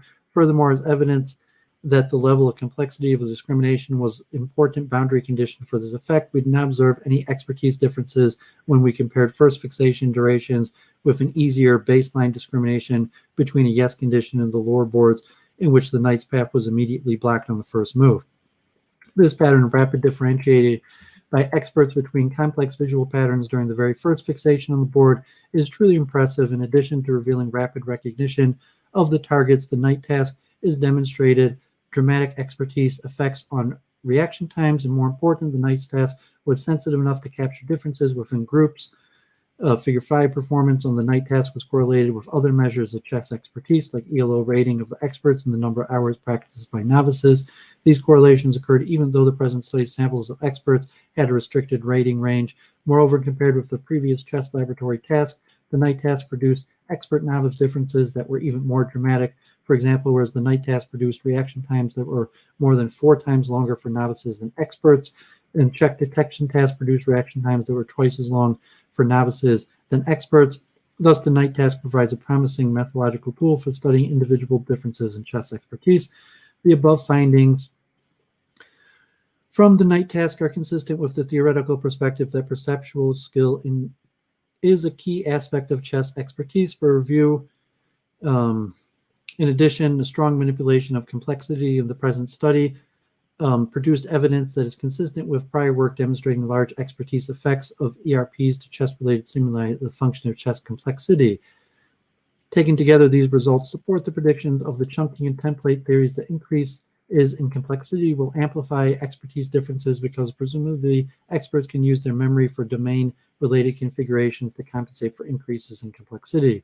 The present study provides empirical support for anecdotal claims that the knight's piece is a key differentiator in chess expertise. One potential exploration for this finding is that it might be more challenging for chess players to acquire and or use memory structures that involve the complex moves of the knight piece as opposed to the simpler move trajectory of the other pieces. It is unclear if the novice's slower reaction times resulted from slower processes of the knight's move and for more time spent recovering from errors, including during the calculation of knight moves.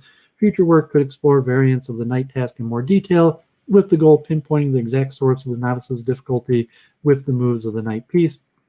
Finally, present study finding that chess experts could rapidly recognize complex visual patterns is similar to findings in other domains of expertise that also involve a visual search component. For example, visual expertise in medicine also entails a superior ability to encode domain-related visual patterns, as shown by finding that expert radiologists can rapidly fixate on abnormalities future work can continue to explore perceptual expertise in chess and other domains with the goal of uncovering domain general characteristics of expertise.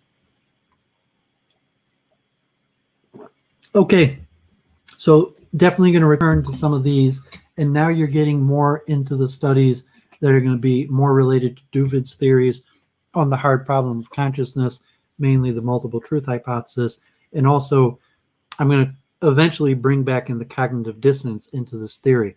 So you say Duvid is going to be making multiple claims and supplications that no one else has made before.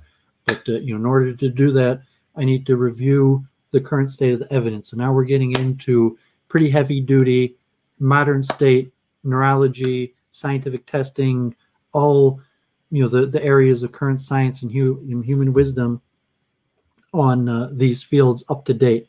So we went back to Alfred Binet in the 19th century, to Cleveland and the famous De Groot studies, and Think Like a Grandmaster, Psychology of Chess, towards the more later theories of Chase and Simon and Gobet that were more scientific, to these more neurological understandings. And like pretty soon we're going to be looking at like studies that have like MRI scans of chess players as they're doing this. But so these were eye scans. So now we looked at evidence that where we're monitoring, and Duvid has had both of these tests done to myself with MRIs and eye scans, not for chess but for other things. So let's keep it going. Been at this for 2 hours 15 minutes. Let me try to do 2 more papers here. So this is very interesting. It's related to a paper I read on my public study sessions related to consciousness and the predictive mind, and kind of the idea that the mind is like a machine that just makes predictions, and that the thought is basically a form of predictions that our mind naturally senses patterns, predicts the way that we should see the patterns, and then accounts for errors when the patterns that we see, like just saw 2 points. Is it a line? Is it a curve? Let's say it's a line, but then if we get a third point, so it can't be a line, and reassessing. But you have to do the best you can with the information you have. So as we get information, we need to make a prediction, and the prediction is going to be a pattern, and not all those patterns are going to be correct. So you see, this is going to get much more complicated very quickly than actually the top chess theoreticians. So the predictive mind in chess playing. So this is a reply to a paper by Shand. Recent analysis piece, John Shand argued that the predictive theory of mind provides a unique explanation to why one cannot play chess against oneself. Based on this purported explanatory power, Shand concludes that we have extra reason to believe that the predictive mind is correct. In his reply, we firstly rectify the claim that one cannot play chess against oneself. Then we move on to argue that even if this were the case, Shand's argument does not give extra weight to the predictive theory of mind. In a recent analysis piece, Shand argues that the predictive theory of mind neatly emphasizes why one cannot play chess against oneself.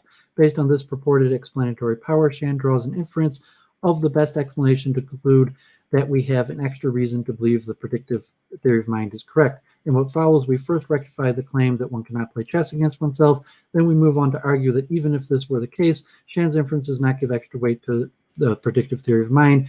We note that our conclusions can be generalized to other cognitive phenomena. According to Shand, it is impossible to play chess against oneself because the uncertainty of what one's opponent will do and the subsequent positions are essential for playing the game. In a self-play, one cannot be uncertain about one's next move while thinking of one's own move.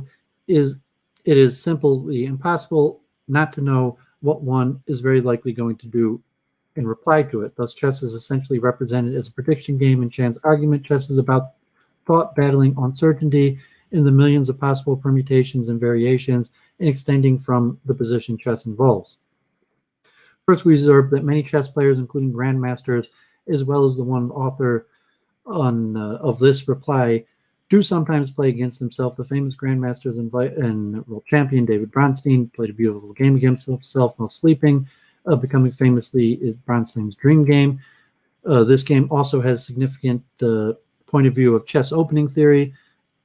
Shand dismisses these cases as irrelevant by noting there should be more to a game of chess than moving the pieces according to the rules of chess. This claim brings us to the psychology of chess, of the argument for why you cannot play chess against yourself is that no predictions about what your opponent is going to do affect self-play, since there is no uncertainty about one's own moves, and predictions about the other moves are necessary for playing chess. The psychological evidence offers thin grounds to conclude that self-play is impossible. There are several kinds of cognitive processes that can be involved in playing a game of chess, involving problem solving, acquiring and retaining memory of a large number of patterns and chess configurations, chunks and templates, pattern recognition, quick pattern retrieval, evaluation, counterfactual thinking, and of course, look-ahead search and anticipation of opponents' most likely moves. According to some prominent theories, chess expertise taps most crucially onto quick and reliable cognition of valuable board configuration processes such as search, calculation of variations, and brute force predictions of the opponent's most likely next moves play a far less important role. Interesting, this fact neatly distinguishes human from computer chess players, as recalled by the Russian chess grandmaster Garry Kasparov. Correctly evaluating a small handful of moves is far more important in human chess and human decision-making in general than the systematically deeper and deeper search for better moves. The number of moves seen ahead that computers rely on such evaluations include the understanding of pawn structures, the recognition of harmonious piece configurations, and intuitive decision-making that is typical of speed games. If this is correct, then there's little justification for the belief that predictive skills are necessarily engaged in all instances of chess playing, even at the expert level. But if this belief is unjustified, then Chan's argument why one cannot play chess against oneself rests on thin grounds. Games played against oneself are not only psychologically possible, but also non-trivial in various ways. Playing white, I may face a difficult strategic choice between two different pawn structures, while playing black, my moves happen to be more or less forced. The predictive dimension of games against oneself need not be trivial or non-existent either. Playing white, I spot a sequence of forced moves which appear favorable to me. However, my judgment may have been mistaken. The judgment of final position was too optimistic, or I might have overlooked a forceful reply for black somewhere in the combination. Only when the forced moves are executed, the possibility transpires that both white and black, because they are now in a better position to visualize the mutual opportunities in the final position. Such phenomena occur regularly in self-play and in tournament games between two players. These considerations put pressure on Chan's claim that one cannot play chess against oneself. Of course, some games between two players could not occur when one player is battling oneself. Neither do we claim that there's no meaningful difference between real and imagined games, but this does not imply that playing chess against oneself is absurd or psychologically impossible. Our conclusion can easily be transferable to other games with complete information, such as Go, checkers, or backgammon. Now, in the second part of the reply, we show that even if Chan were correct about the crucial skills in chess playing, the purported inability of playing chess against oneself could be explained in different ways. Generally, explanations of why a certain kind of a system cannot produce a certain cognitive phenomenon should provide us with information about what cognitive resources in the phenomenon in question recruits and why the system lacks or is unable to deploy these resources. Specifically, explanations of why human agents cannot play chess against themselves should provide us with pieces of information about what cognitive resources chess self-play recruits and why the human cognitive system lacks or is unable to deploy these resources. In order to explain the inability to chess play with oneself, Chan firstly sketches a very general theory of brains, cognition, and life, indeed what he calls the predictive theory of mind. He then describes chess playing in terms of general concepts of this theory. First, he tries to show why it is absurd to apply the same concepts to characterize self-playing in chess. Thus, our inability to play chess against ourselves would rest explained, and we would have the extra reason to believe that the predictive theory of mind is correct, so Chan claims. So what is the predictive theory of mind? According to which claims it is committed, the predictive theory of mind is most closely associated with the work of Carl Friston, which I've read his paper on my channel. The basic commitments of the PTM are twofold. First, brains are kind of prediction machines. Second, brains produce cognitive phenomenon, including perception and action, by constantly attempting to minimize prediction errors. Prediction errors quantify the discrepancy between predictions about the value of a certain variable and the observed value of the variable. In the PTM, prediction errors quantify the mismatch between expected and actual sensory inputs. Specifically, according to PTM, the brain would encode models of the causal structure of the world based on these models in attempts to predict the sensory inputs. If the brain's predictions about sensory signals are not met, then the prediction error is generated, which will tune the brain's model of the causal structure of the world so as to reduce discrepancy between that was expected and that was actually obtained. This is what Duvid, in Church of Entropy, generally call cognitive dissonance. Friston Halton and Clark argue that these two basic tenets, as well as how these tenets can be most properly fleshed out in technical terms, borrow from information theory and statistics in terms of free energy, Bayesian inference, and hierarchical predictive coding. Despite this agreement, it should be noted that the formulation of predictive mind theory are not equivalent, and consequences they draw from it are different. Shand conceives of chess playing as a prediction game where, if you played against yourself, your brain's model of the game could not possibly be make mistaken predictions about the next configuration. No uncertainty would be minimized, and no uncertainty would be involved in predicting your opponent's moves. No surprises would be involved, no prediction errors, no games of chess could be played. It should be apparent that there is no claim specific to chess in this explanation, besides the assumption that generally playing chess requires some uncertainty about the next move of one's opponent. Surely the information, theoretic, and statistical concepts embedded in PTM provide us with one possible quantitative encompassing framework whereby he can describe the study behavior and cognition. However, it is far from clear how such descriptions would explain or provide understanding of particular kinds of adaptive processes, cognitive phenomena, and behaviors within the PTM prediction, exception, expectation, and surprise are information theoretical notions that should be neatly distinguished from the corresponding psychological concepts that we ordinarily employ to pick out person-level mental states and explain particular behaviors. Furthermore, describing any cognitive phenomenon in terms of the information theoretical and statistical notions embedded in the PTM affords a kind of unification that is not obviously explanatory. Although Shand claims that it is hard to see the inability to play chess explained in any other way, there are alternative frameworks where the target explendum can be described, studied, and possibly explained. Alternative frameworks that readily come to mind include game theory and reinforcement learning.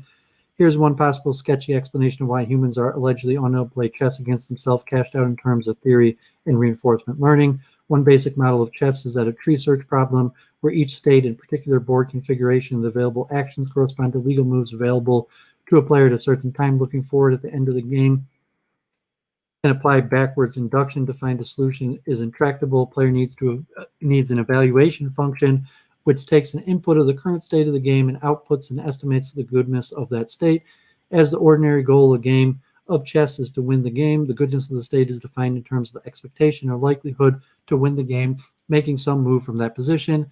Given an evaluation, the player needs to rely on action selection policy or some heuristic to decide which move to take. Now, one possible explanation for why, in some sense, you cannot play chess against yourself is that self-play, your evaluation function, will define a goal different from your ordinary one of winning the game. If you and I play chess against one another, our evaluation functions will define our goal, which ordinarily is to win the game. During the game, we shall make our moves so as to maximize our likelihood to win the game, thereby reaching our goal. If you play against yourself, your evaluation function could differ, leading to different implicit goals. You may just aim at exploring certain branches of a tree, for example, those that lead to bizarre, sharp, or exciting positions. But if your evaluation function defines a goal that is not to win the game, then in some senses you're not playing a game of chess at all. That is why in some sense you cannot play chess against yourself.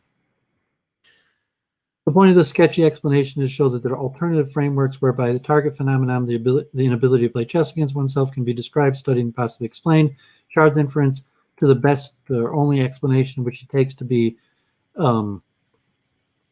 the predictive theory of mind is undermined by the induction of new competitor, even in the absence of new data. If there are frameworks alternative to the predictive mind theory, whereby we can describe, characterize, and possibly explain the target explendum, then whatever the vices and virtues of the PTM, Shand has not given the extra reason to believe that predictive theory of mind is correct. So this is kind of like a rebuttal to a different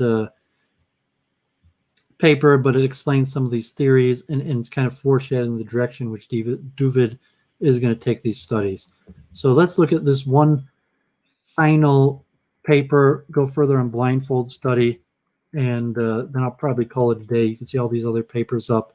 So, there's a lot more to go through here, but at least I'll get through, good 7-8 papers here. Okay, chess is a behavior model for cognitive skill research. A review of blindfold chess by Eliot, Hearst, and John Knott. This is 2010 by Francis Merchner.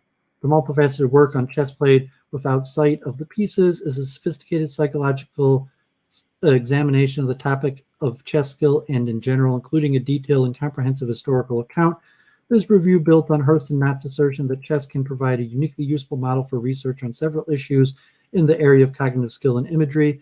Key issue is the relationship between viewing a stimulus and mental imagery in the light of blindfold chess masters' consistent reports that they do not use or have images. This review also proposes a methodology for measuring and quantifying an individual's skill shortfall from a theoretical maximum. The methodology, based on the 1951 proposal by Claude Shannon, is applicable to any choice situation in which all the available choices are known. The proposed proficiency measure reflects the equivalent number of yes-no questions that would have been required to arrive at a best choice, considering also the time consumed, as the measure provides a valid and non-arbitrary way to compare different skills and the effects of different independent variables on a given skill. It may have a wide range of applications in cognitive skill research, skill training, and education. Perhaps the reason why chess is so often fascinates psychologists is that, along with mathematics, music, and other arts, it has produced displays of virtuosity sometimes viewed as pinnacles of human achievement. One of the most dazzling feats of this sort is blindfold chess. Chess play without sight of the chessboard or pieces, with the players calling out their moves. Hearst and Knott shows why this topic should interest not only chess players, but also behavior researchers, neurobiologists, psychologists, and educators. Eliot Hearst straddles the world of chess and psychology at the highest levels. By age 21, he had already achieved national and international prominence as one of the most talented senior masters of his generation. He is pictured in the 1952 photo standing with the three other members of the Columbia College team, of which he was the captain. In 1962, he captained the United States Olympic chess team.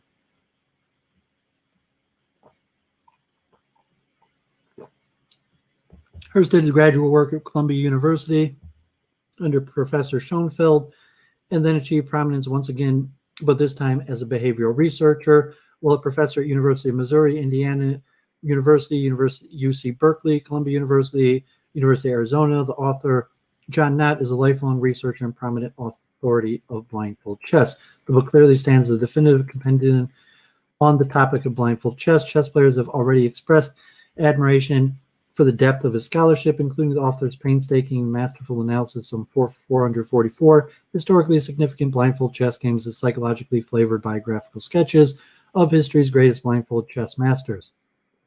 Favor analysis will be particularly interested in the chapters Research on General Chess Skill and Psychological Studies and Commentaries on Blindfold Chess, which review the salient research literature on those topics, including the work of Alfred Binet, Cleveland, the Russian psychologist de Groot, Herbert Simon, William Chase, Holding, Govit, Charnas, Chabris, and many others, including Hearst himself.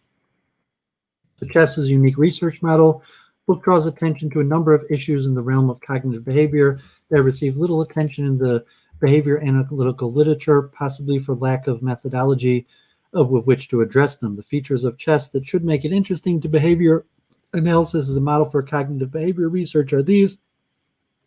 The choices chess moves are discrete, involve purely cognitive behavior, are susceptible to registration and quantitative evaluation by a computer, and the number of choices available in a given position, approximately 37 on average, is convenient. These features may be some of the reasons why Hearst did not believe, as does former world champion Garry Kasparov, that chess can serve as a useful laboratory model for cognitive skill research. Chess has, in fact, been dubbed the Drosophila of cognitive research and psychometrics.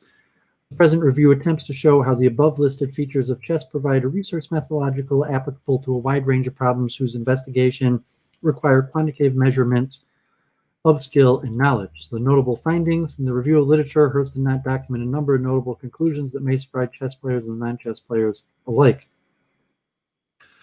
The general memory of chess masters, including those able to play many blindfold games simultaneously, is no better than that of the average person. Highly skilled players can form long-term memories of full board chess positions within seconds of viewing them. High-level skill chess, not just blindfold chess, requires a recognition action repertoire of some 50 to 100,000 features of chess position and associated responses.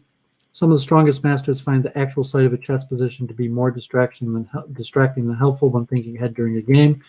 Practicing blindfold chess improves sighted chess skill. Some of the strongest blindfold chess masters claim that the strength of their blindfold play is similar to the strength of their sighted play. But the bombshell which prompts the present re-examination of visualization is this: blindfold chess masters consistently report that when they visualize are not images of pieces or chessboards, but abstractions of these with minimal or no physical features. A typical report is, I do not visualize real pieces, but I know where they are. Chessmasters protocols regarding their visualizations.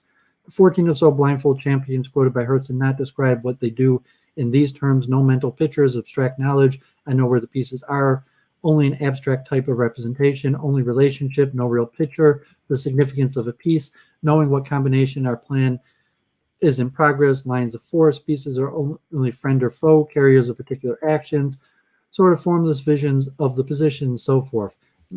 Many of the masters report that they have no mental images at all.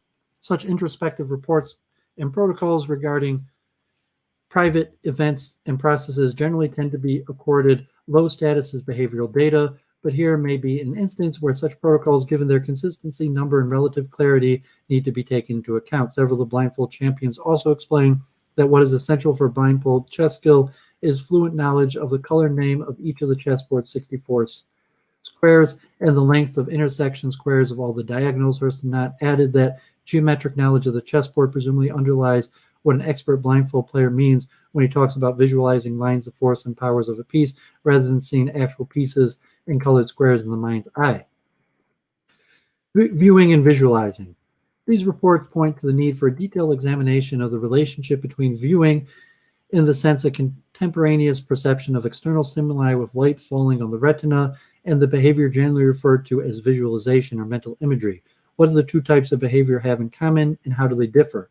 Defining visualization as internally seeing or seeing as stimulus in its absence does not address the issue of what behavior is involved in either viewing or visualizing or how they differ. These are the most obvious differences between viewing and visualization. Viewing involves the retina, while visualization does not.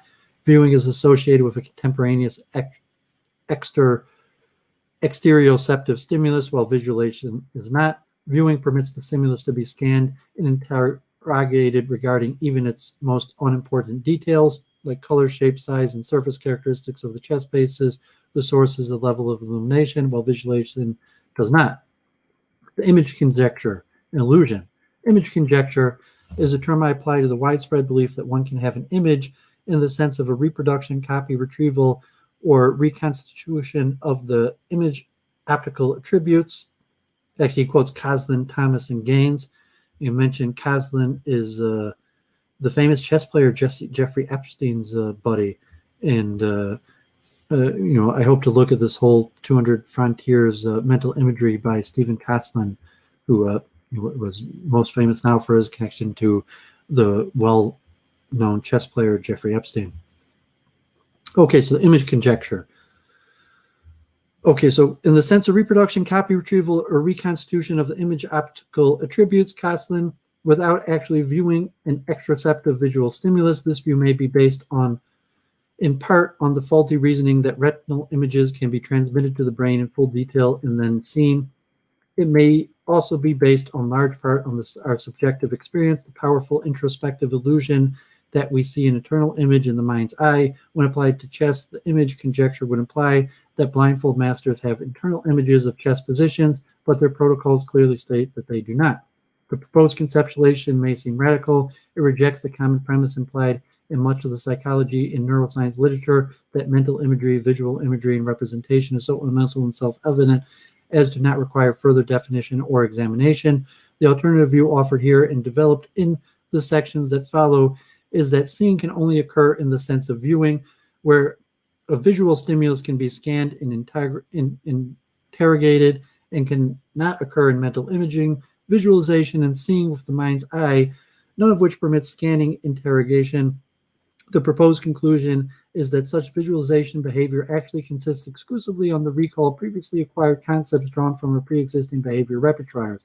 Our subjective sensation of internally seeing this type of mental image is purely an introspective illusion whose compelling power may be due to a kind of fusion or blending phenomenon, perceiving continuity where the stimulus elements are in fact totally discrete.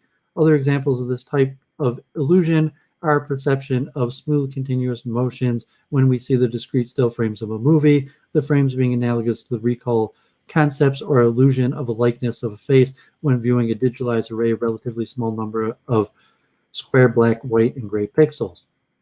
The terminological quandary. The present analysis thus requires a term that does not connote an internal or mental image. The term most often used in the psychological and neuroscience literature are visualizing, mental imagery, and representation, all of which have this undesired connotation. The term should also distinguish between viewing and visualization. The term conceptualization or abstraction does not make the distinction because they refer to the behavior that occurs in both. The quandary reminds us that when a scientific discipline's tradition terminologies cannot accommodate a new requirement, one must choose between redefining an old term and coining a new one, a common occurrence in the evolution of disciplines. Image research may now be at this point. The terms that are fully circumvent the inherent dualistic mentalism of the image conjecture are paradoxically and ironically mentalization and mentalize. Saying that blindfold chess masters mentalize chess positions avoids the implication that they have a mental image because it permits the parsimonious interpretation in conformity with the chess master's protocol that only conceptual behavior occurs in mentalization. The term mentalization has the added virtue of being applicable to all modalities: visual, auditory, tactile, olfactory, and kinesthetic. Mentalization consists of concepts.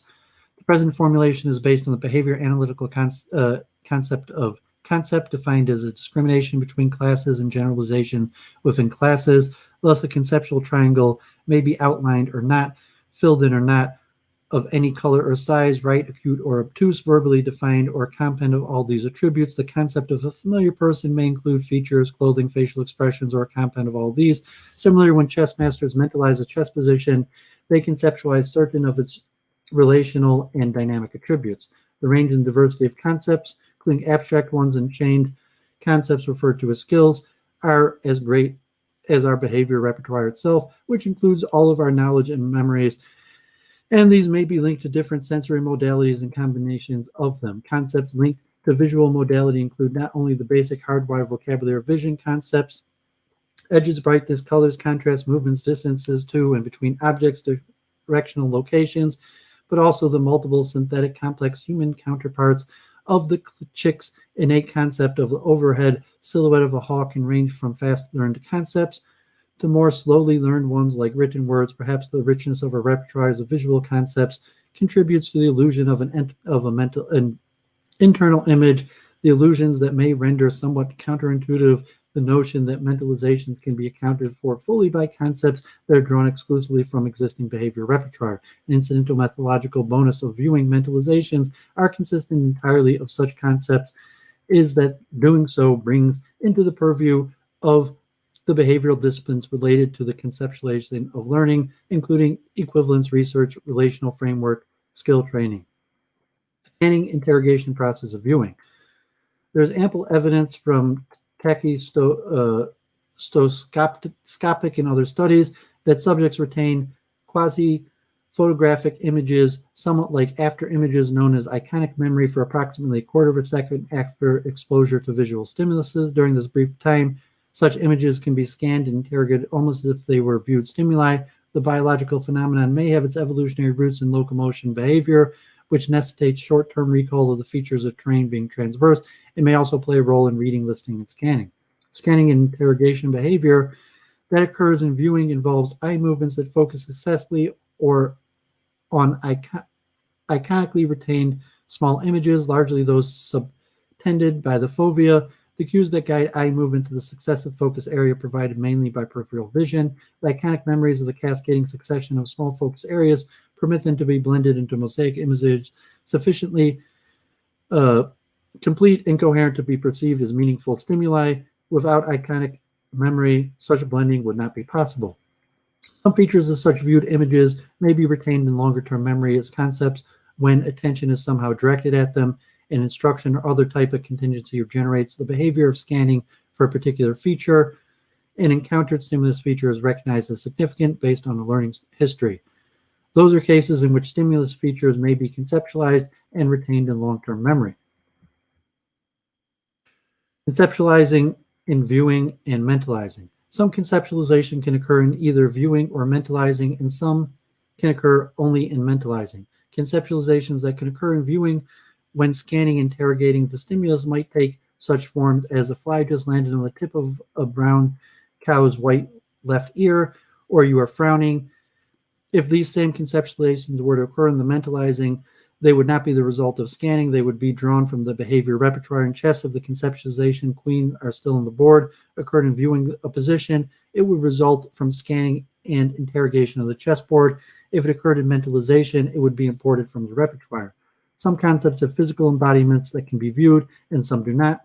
A concept like car, for instance, is a physical embodiment, but the fact that it can be viewed from the inside or the outside, from the side, near or far, makes it a concept that could be mentalized as an abstraction. Concepts that do not have physical embodiments and therefore cannot be viewed, like time, quality, love, though usually termed abstract, are still concepts in the behavioral sense of the term. Important in the context of conceptualization that occur in viewing is the fact that concepts already in the behavior repertoire can and often do override contemporaneous perception. What we perceive is largely a function of what we have learned to perceive. Thus, mentalization that occur in viewing can override the reality of what is actually there, a phenomenon that explains many instances of misperceptions and mistakes not only in chess, but also in all kinds of everyday situations. This phenomenon also explains the fusion of blending effect that may be responsible for the mental imaging illusion. What viewing and mentalizing have in common? Many fMRI studies have showed that viewing and mentalizing activate similar brain areas, suggesting that they involved at least some of the same behavior. For that behavior, we need to look at no further than conceptualization. The similarity of the activated areas has sometimes been misinterpreted as evidence of the image conjecture, but this parsimonious interpretation is only the conceptual behavior that viewing and mentalization have in common. See the Venn diagram, the overview of viewing and mental, of some fMRI data. The image conjecture and empirical proposition. Although the image conjecture is adequately refuted by the scanning interrogation test, it can also be formulated as an empirical proposition, unsupported though it may be, that the iconic memory images on which viewing depends can be retained for hours or days rather than split seconds, and can be scanned and interrogated during the longer time, much like a viewed stimulus, a kind of photographic memory effect as in eidetic imagery. But the extreme rarity of abilities like these exhibited by Kim Peek and some others whose behavior when mentalizing resembles the scanning and interrogation of a complex visual stimulus like a page of print makes it unlikely that such a phenomenon is involved in normal instances of mentalization. In addition, most mentalized chess positions as well as non-chess mentalizations are novel, whereas eidetic imagery applies to previously viewed stimuli. Finally, the master's protocol data are inconsistent with the possibility that their mentalizations involve eidetic imagery. So alleged evidence for the image conjecture. The image conjecture and its introspective illusion may also drive some common misinterpretations of imagery research data. Many of the studies often cited as supporting the image conjecture, some of which are reviewed by Hearst and Knott, are open to alternative, more behavioral interpretations. For example, a measure like time needed for the mental rotation of a shape or for finding a place on a recalled map does not differentiate between accessing an internal image and history-based conceptual processes. The reason is that time required for mental rotation tasks can be interpreted as time needed to complete a purely conceptual routine, one that was learned via history of actual physical rotations of objects with associated observation and conceptualization of the stimulus changes corresponding to each fractional amount of rotation. The same type of alternative interpretation would apply to Koslin, finding of time distance correlations in the reading of mentalized maps. Nor can eye movements linked to spatial or geometric aspects of mentalized stimulus be interpreted to mean that an image is being scanned, because eye movements as well as other motor or verbal behavior are often coordinately linked to conceptualization behavior that has spatial or geometric aspects, makes the related point that more research attention should be directed to eye movement. Charnate 76 found that most experienced chess players can form robust long-term memories of chess positions after viewing them for only a few seconds and reconstruct them much later after having spent the intervening time in activities designed to be interfering. But interpreting this finding, it is important to note that the masters retain only the ability to reconstruct the positions, not necessarily images of them, and that this ability can be based on conceptual behavior exclusively. So recognition, action, repertoire of concepts. A large repertoire of piece configuration concepts is evidently needed for both blindfolded and sighted chess. Chase and Simon estimate the master level play requires a recognition action repertoire of 50 to 100,000 such concepts called chunks, templates, or patterns. The action in such a recognition action concept can be a single move or a whole sequence of moves, a plan, an algorithm, or the recall of behavior of another or the same player in a similar situation. The blindfold master's protocols, knowing which combination or plan is in progress, suggests that the action can consist of a sequence of moves as a unit. Mentalizing in normal chess. Many strong players report that they actually find it helpful to look away from the board when thinking ahead. The reason for this could be that when considering a move in normal over the board player, the player typically tries to mentalize the position that will exist after the move is made, while at the same time still viewing the conflicting stimulus of the about to be moved pieces in its original position. But why would the helpfulness of looking away depend on skill level? Because when looking away, the player relinquishes sight not only to the about to be moved piece, but also for all of the other pieces, the ones that would not move. Sight of these others would be helpful only to the extent that the player's uncertainty regarding their placement when looking away from the board. The stronger the player, the smaller that uncertainty, the less help is derived from the sight of them, and therefore the greater the extent to which the interference effects outweigh the value of viewing them on the board. Matching of mentalizations. Relevant to Hearst and Knott's discussion of Chase and Simon's recognition action thesis is the suggestion that skilled performances with chess as an example are normally practiced and honed by matching a mentalized model rather than contemporaneous exteroceptive one of the desired performance. For instance, musical performance, especially when practicing, try to match their mentalization of the music as they want it to sound, and a golfer may try to match his mentalization of Tiger Woods' swing. Chess players, too, sometimes strive to match mentalized model behavior, as when they covertly ask themselves, what would a grandmaster or my coach do in this position, or what do I do in a similar position in previous games? What is matched in such cases a mentalized behavior event, either one that actually occurred or a recalled event, or one that never occurred, as when a dancer mentalizes, say, slinking a tiger, a composite of conceptualized elements. The progression from novice to expert. Hearst did not report de Groot's conclusion, later supported by others, that strong players considered roughly the same number of moves as weaker players, but considered the better ones and faster.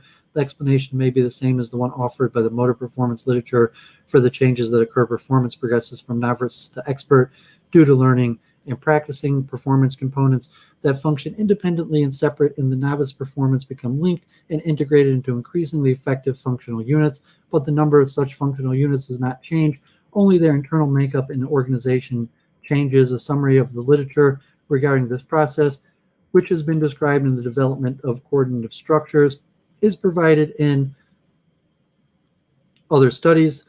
That is how expertise develops not only in motor skills like tennis, but also non-motor skills like chess and problem solving, where a key component are covert or cognitive. Mental practice and the benefits of blindfold play. The benefits of practice accrue to the particular skill that are practiced, to motor skill when motor skills are practiced, to covert or cognitive skills when is those that are practiced. This is why mental practice is most beneficiary in performances that have significant cognitive components and least beneficial in performance that depend mainly on overt motor behavior. Since sighted chess is at the cognitive extreme of the motor cognitive range and depends heavily on mentalization skill, it should be expected to benefit significantly from playing blindfold chess, which amounts to pure mentalization practice. This would explain and support the claim by grandmasters and Hearst and Knott that blindfold play improves sighted play. Skill measurement methodology. Many types of skill research require a dependent variable that quantifies a choice shortfall for best. Hearst and Knott cited example problem solving in mathematics, physics, architecture, music, sports, and financial decision making, all which involve mentalization and the consideration of alternatives. The proposed methodology assigns operation meaning to the concept of a shortfall in relation to a specific theoretical maximum skill level, using chess computers to find best moves in given propositions. Hearst and Knott described the use of this approach by Travis and Hearst, who used the chess computer Fritz 5 to rate a move's shortfall from best using pawn equivalents to arbitrary units of measurement. They used these ratings to compare blindfold and sighted play for the frequency and magnitude of mistakes, defining mistake as a 1-point pawn fall shortfall from best and blunders significantly larger shortfalls. The issue of measures arbitrariness In the view of fact that every chess position must result in a win, loss, or draw when played out to the end of the game, any rating of the strength of the move or the magnitude of a mistake is necessary arbitrary. Computer-generated ratings reflect the computer's evaluation of a position after it has been calculated ahead a certain number of moves, but how many moves and moves of what strength? Because the answer to these questions are arbitrary, so are such ratings. If ratings are arbitrary, then they do not permit meaningful comparisons for different value of an independent variable, either within or between skill areas. To be usable for such comparisons, the units of measurement must have the same meaning regardless of the independent variables used in the skill area involved. Traditional skills rating methods and their limitations. Skills of knowledge. Skill or knowledge involving choice behavior, henceforth referred to simply as skill, is often studied with right or wrong items. Problems of the widely used what's the best move type are normally scored either as percent correct or with someone's subjective ratings of the possible answers, but a wrong choice does not provide information about the nature or magnitude of a responsible skill deficit, and an overall score does not identify the items that presented problems. Hearst did not make frequent references to the numerical skill ratings that reflect players' past competitive performance results against each other. Such ratings, widely used in competitive games like chess and Go, being relative, are numerically arbitrary and have no anchorage points. They float and drift. If all rated chess or Go players were to become stronger or weaker to the same degree at the same point, the retrospective ratings would not change. Requirements of a generally useful skill measure. To be useful, a measure of skill, chess skill, should be applicable to the performance of an individual player facing particular positions. The measure should quantify the magnitude of players' skill deficits and pinpoint their nature separately for different phases of the game and for different types of position. The measure proposed here meets these requirements and can be used to study the effects of such independent variables as training methods, sleep, or practice techniques. Measuring skill shortfalls from a theoretical maximum. Claude Shannon's paper, The Prediction of Entropy of Printed English, showed how a normal speaker of English can function as a human measuring instrument to quantify informational properties of letter sequences. He proposed the entropy measure to quantify a subject's information deficit for each successive letter in such sequences. The log to the number of tries needed to identify each letter, expressed as bits of information, corresponds to the number of yes-no questions the subject would need to ask if he had used a yes-no questioning strategy to identify the letter. The method proposed here flips Shannon's procedure around so that the entropy measure is applied to the subject's skill deficit for each stimulus situation rather than attribute of the stimulus. Here, a stimulus attribute is used as the known standard against which the skill deficit is measured. The same method is obviously applicable to any multiple choice situation in which all the possible choices, including the best one, are known and can be made available. So, uncertainty measure applied to choice situations. The underlying rationale of the proposed procedure is that individuals' performance in any choice situation can be expressed in terms of uncertainty regarding the best answer. As in Shannon's procedure, uncertainty is defined as log 2 of the number of tries a particular individual would need to get the best answer. It is measured in bits. This U corresponds to a number of yes-no questions the individual would need to, if a question asking procedure were applicable.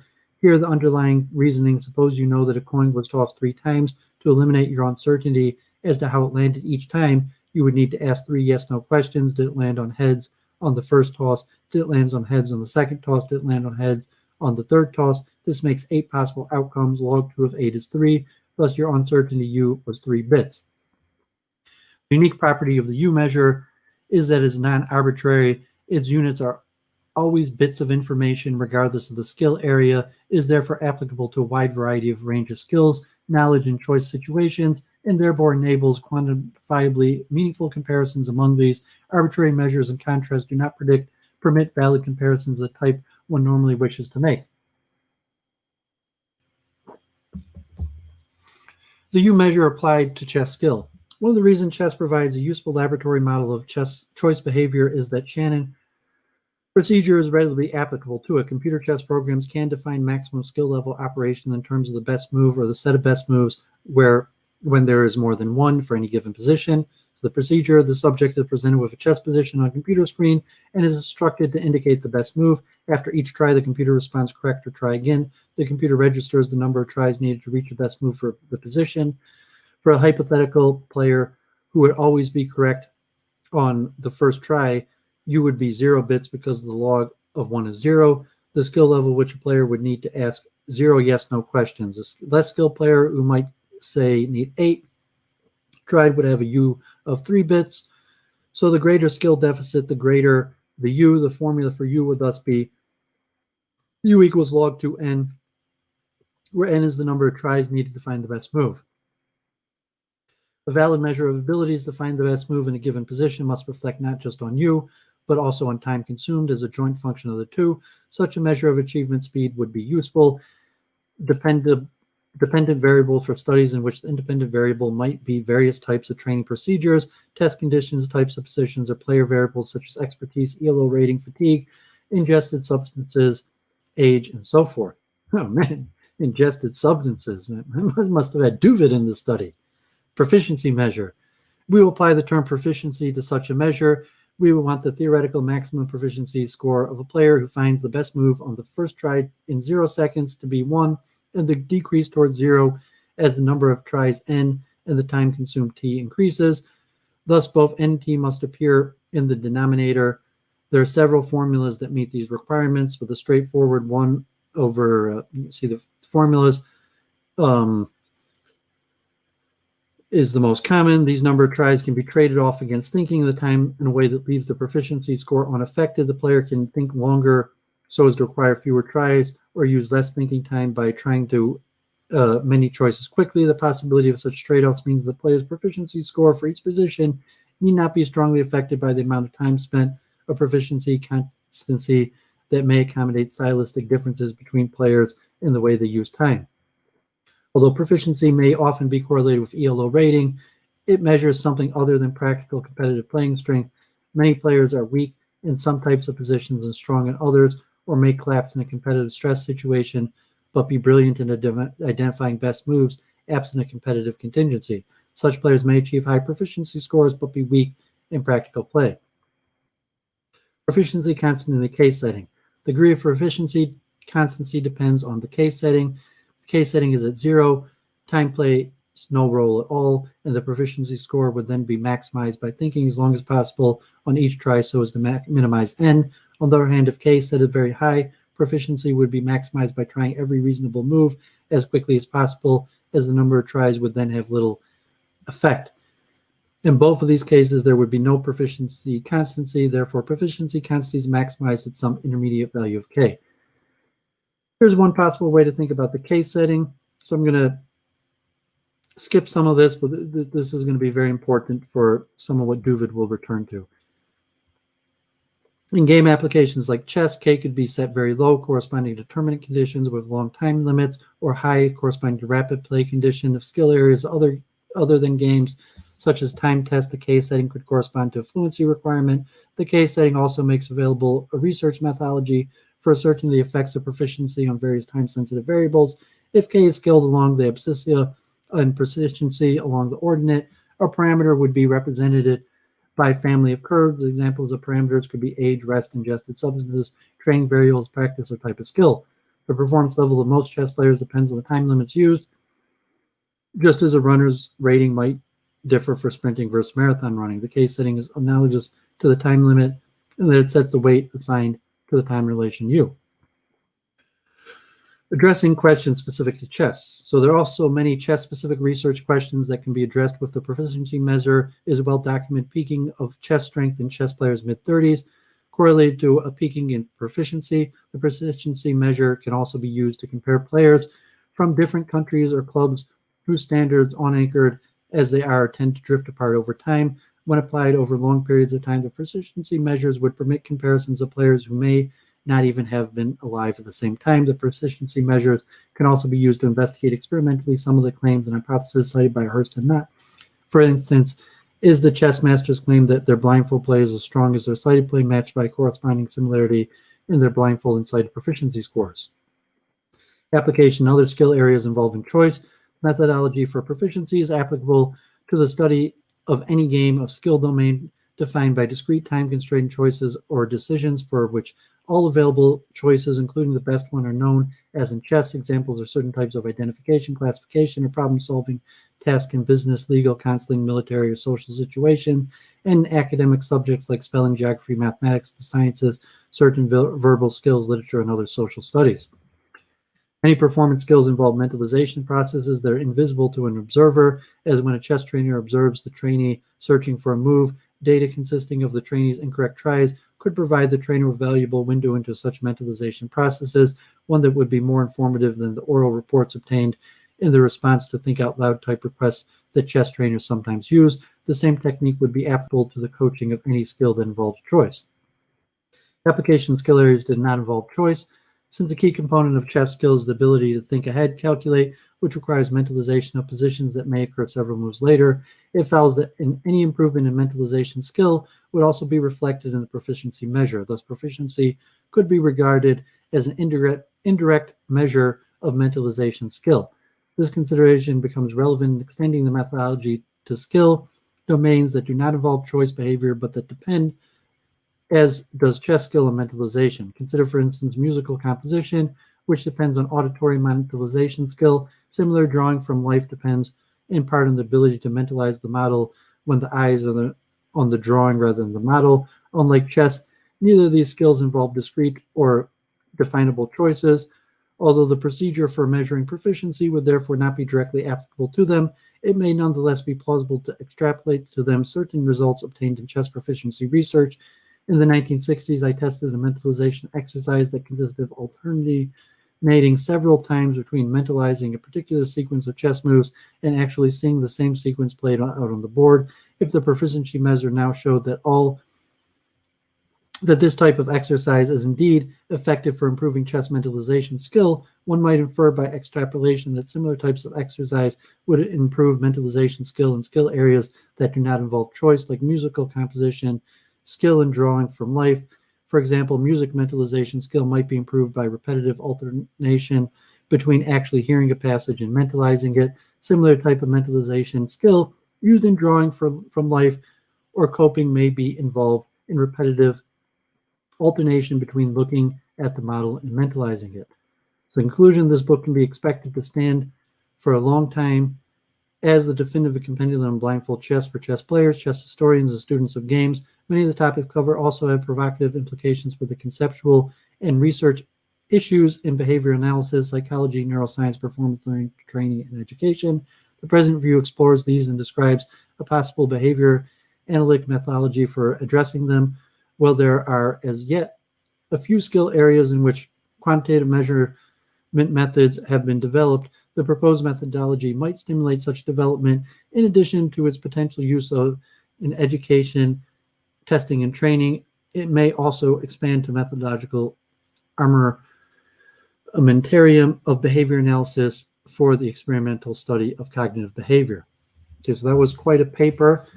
So people who are watching this, reading it, so besides getting some really good information about what might be coming, also I really would get a profound, deep understanding into human psychology, thought making, and decision. So seeing these videos I've been producing, I think things are coming together in terms of so if you look at my playlist here of my public study sessions, I got 33 of them, starting with my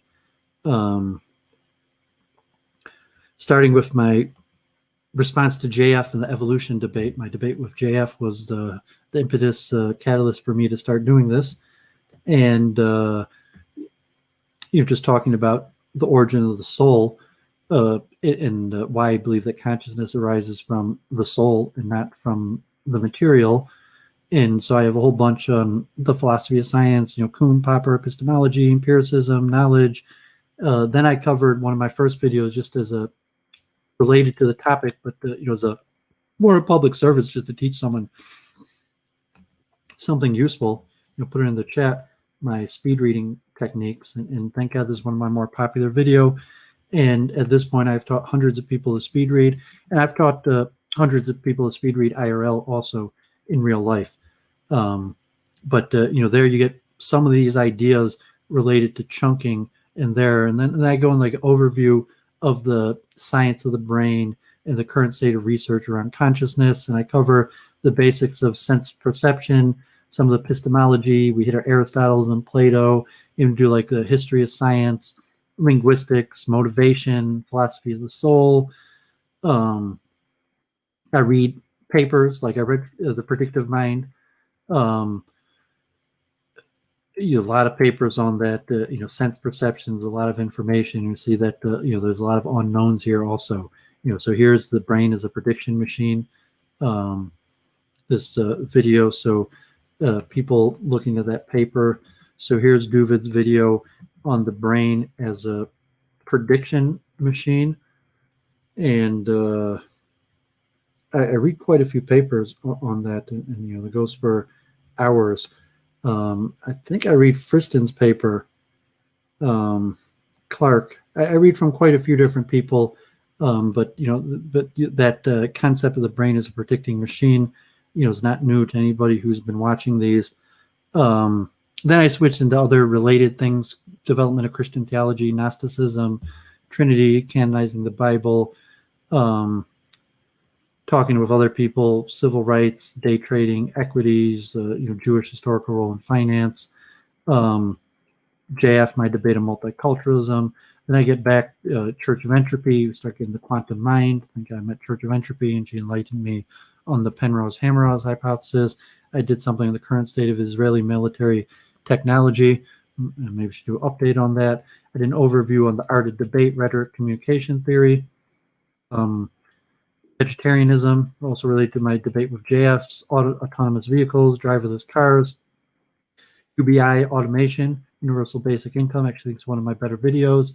Usury, prep for my talk with E. Michael Jones. I still have that book, Barren Metal, that I need to get to, his 2,000-page book. So the benefit of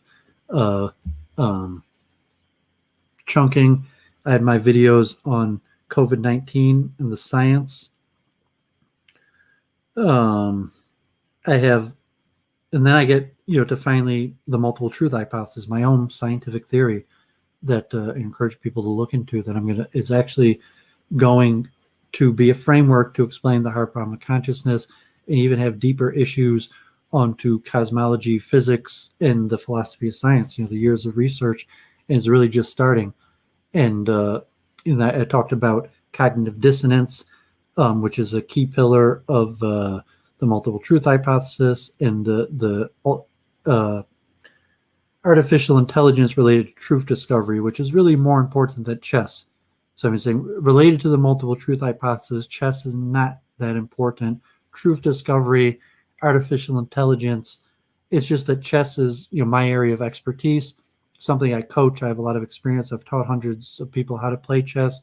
I play chess. I know lots of chess players, and I could use myself kind of for an experimental, and I could prove, my point, so to say. Here I'm in LICHESS, and I lose my second crown, but even at these variants, I'm in the top 100 of the world at two different variants. I can even demonstrate somewhat provability.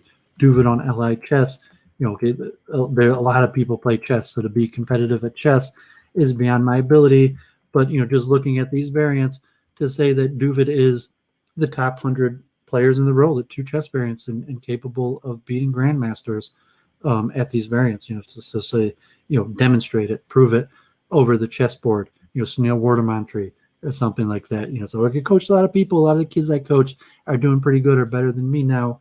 But let's see Duvid himself prove it on the chessboard. So I'm using chess variants largely to do that. And then so my first video on chess, I cover psychology and de Groot's thought and choice in chess, skill levels, chunks. I went over the main, Gobit and Simon and Chase, the most important papers. And then I read this roaring paper, PhD thesis, that's a big overview of the scientific evidence. And a lot of these papers we read today were, mentioned in Chase and Simon. Were mentioned in the roaring paper. So I have a lot more research to do. I have a lot more papers. I read the quicker ones. So like reality, I probably have 4 more videos on chess just with my information, probably maybe even more. I have 1 or 2 more videos, depending on how long I do, on the further research of chess and decision making, chess and thought, chess and cognition, skill levels, intelligence. A lot of the papers I didn't get to today. Then I have research on chess and education, chess and the formation of thought, like language acquisition, thought acquisition, and using chess as an example, in relationship with like chess to mathematics skills and other skills, and also how the computer goes about looking at chess, which are, say, like a lot of the current models for solving the hard problem of consciousness, or even the soft problem of consciousness, are basically machine learning, artificial intelligence models that they think maybe the brain uses. So we're going to try to look at those. So I appreciate people tuning in. I think I got 1 million of likes. Appreciate that. 10 people like my video. I guess that includes me, Duvid. So appreciate people tuning in. Hope these videos prove useful. Any chess players are watching this, any crazy house players watching this, you want to stream with me or talk with me, maybe we break the communication barrier, try to, stream or talk, or maybe even let me run some tests on you. We could have a joint video and look at some positions and talk about some of these things, or any chess players want to talk about it. Just make a comment in the video, reach out. Any people following my research on the multiple truth hypothesis, we can review.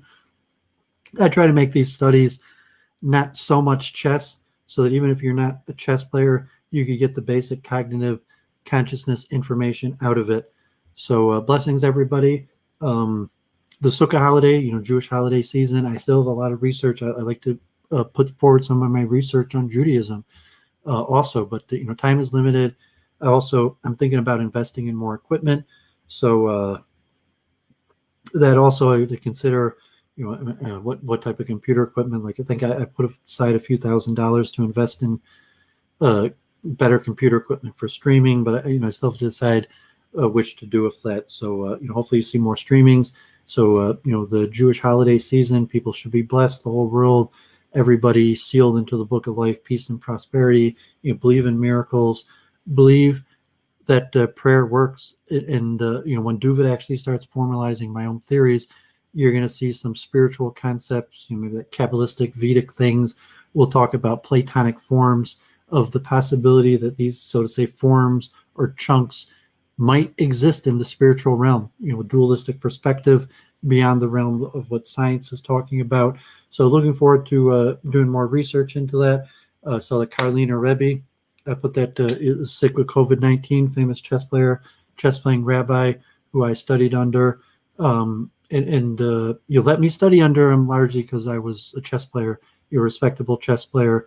And, so he's battling COVID-19 right now. So let's hope he beats that. So blessings, everybody. God bless. Have a great weekend, great Jewish holidays for those who celebrate.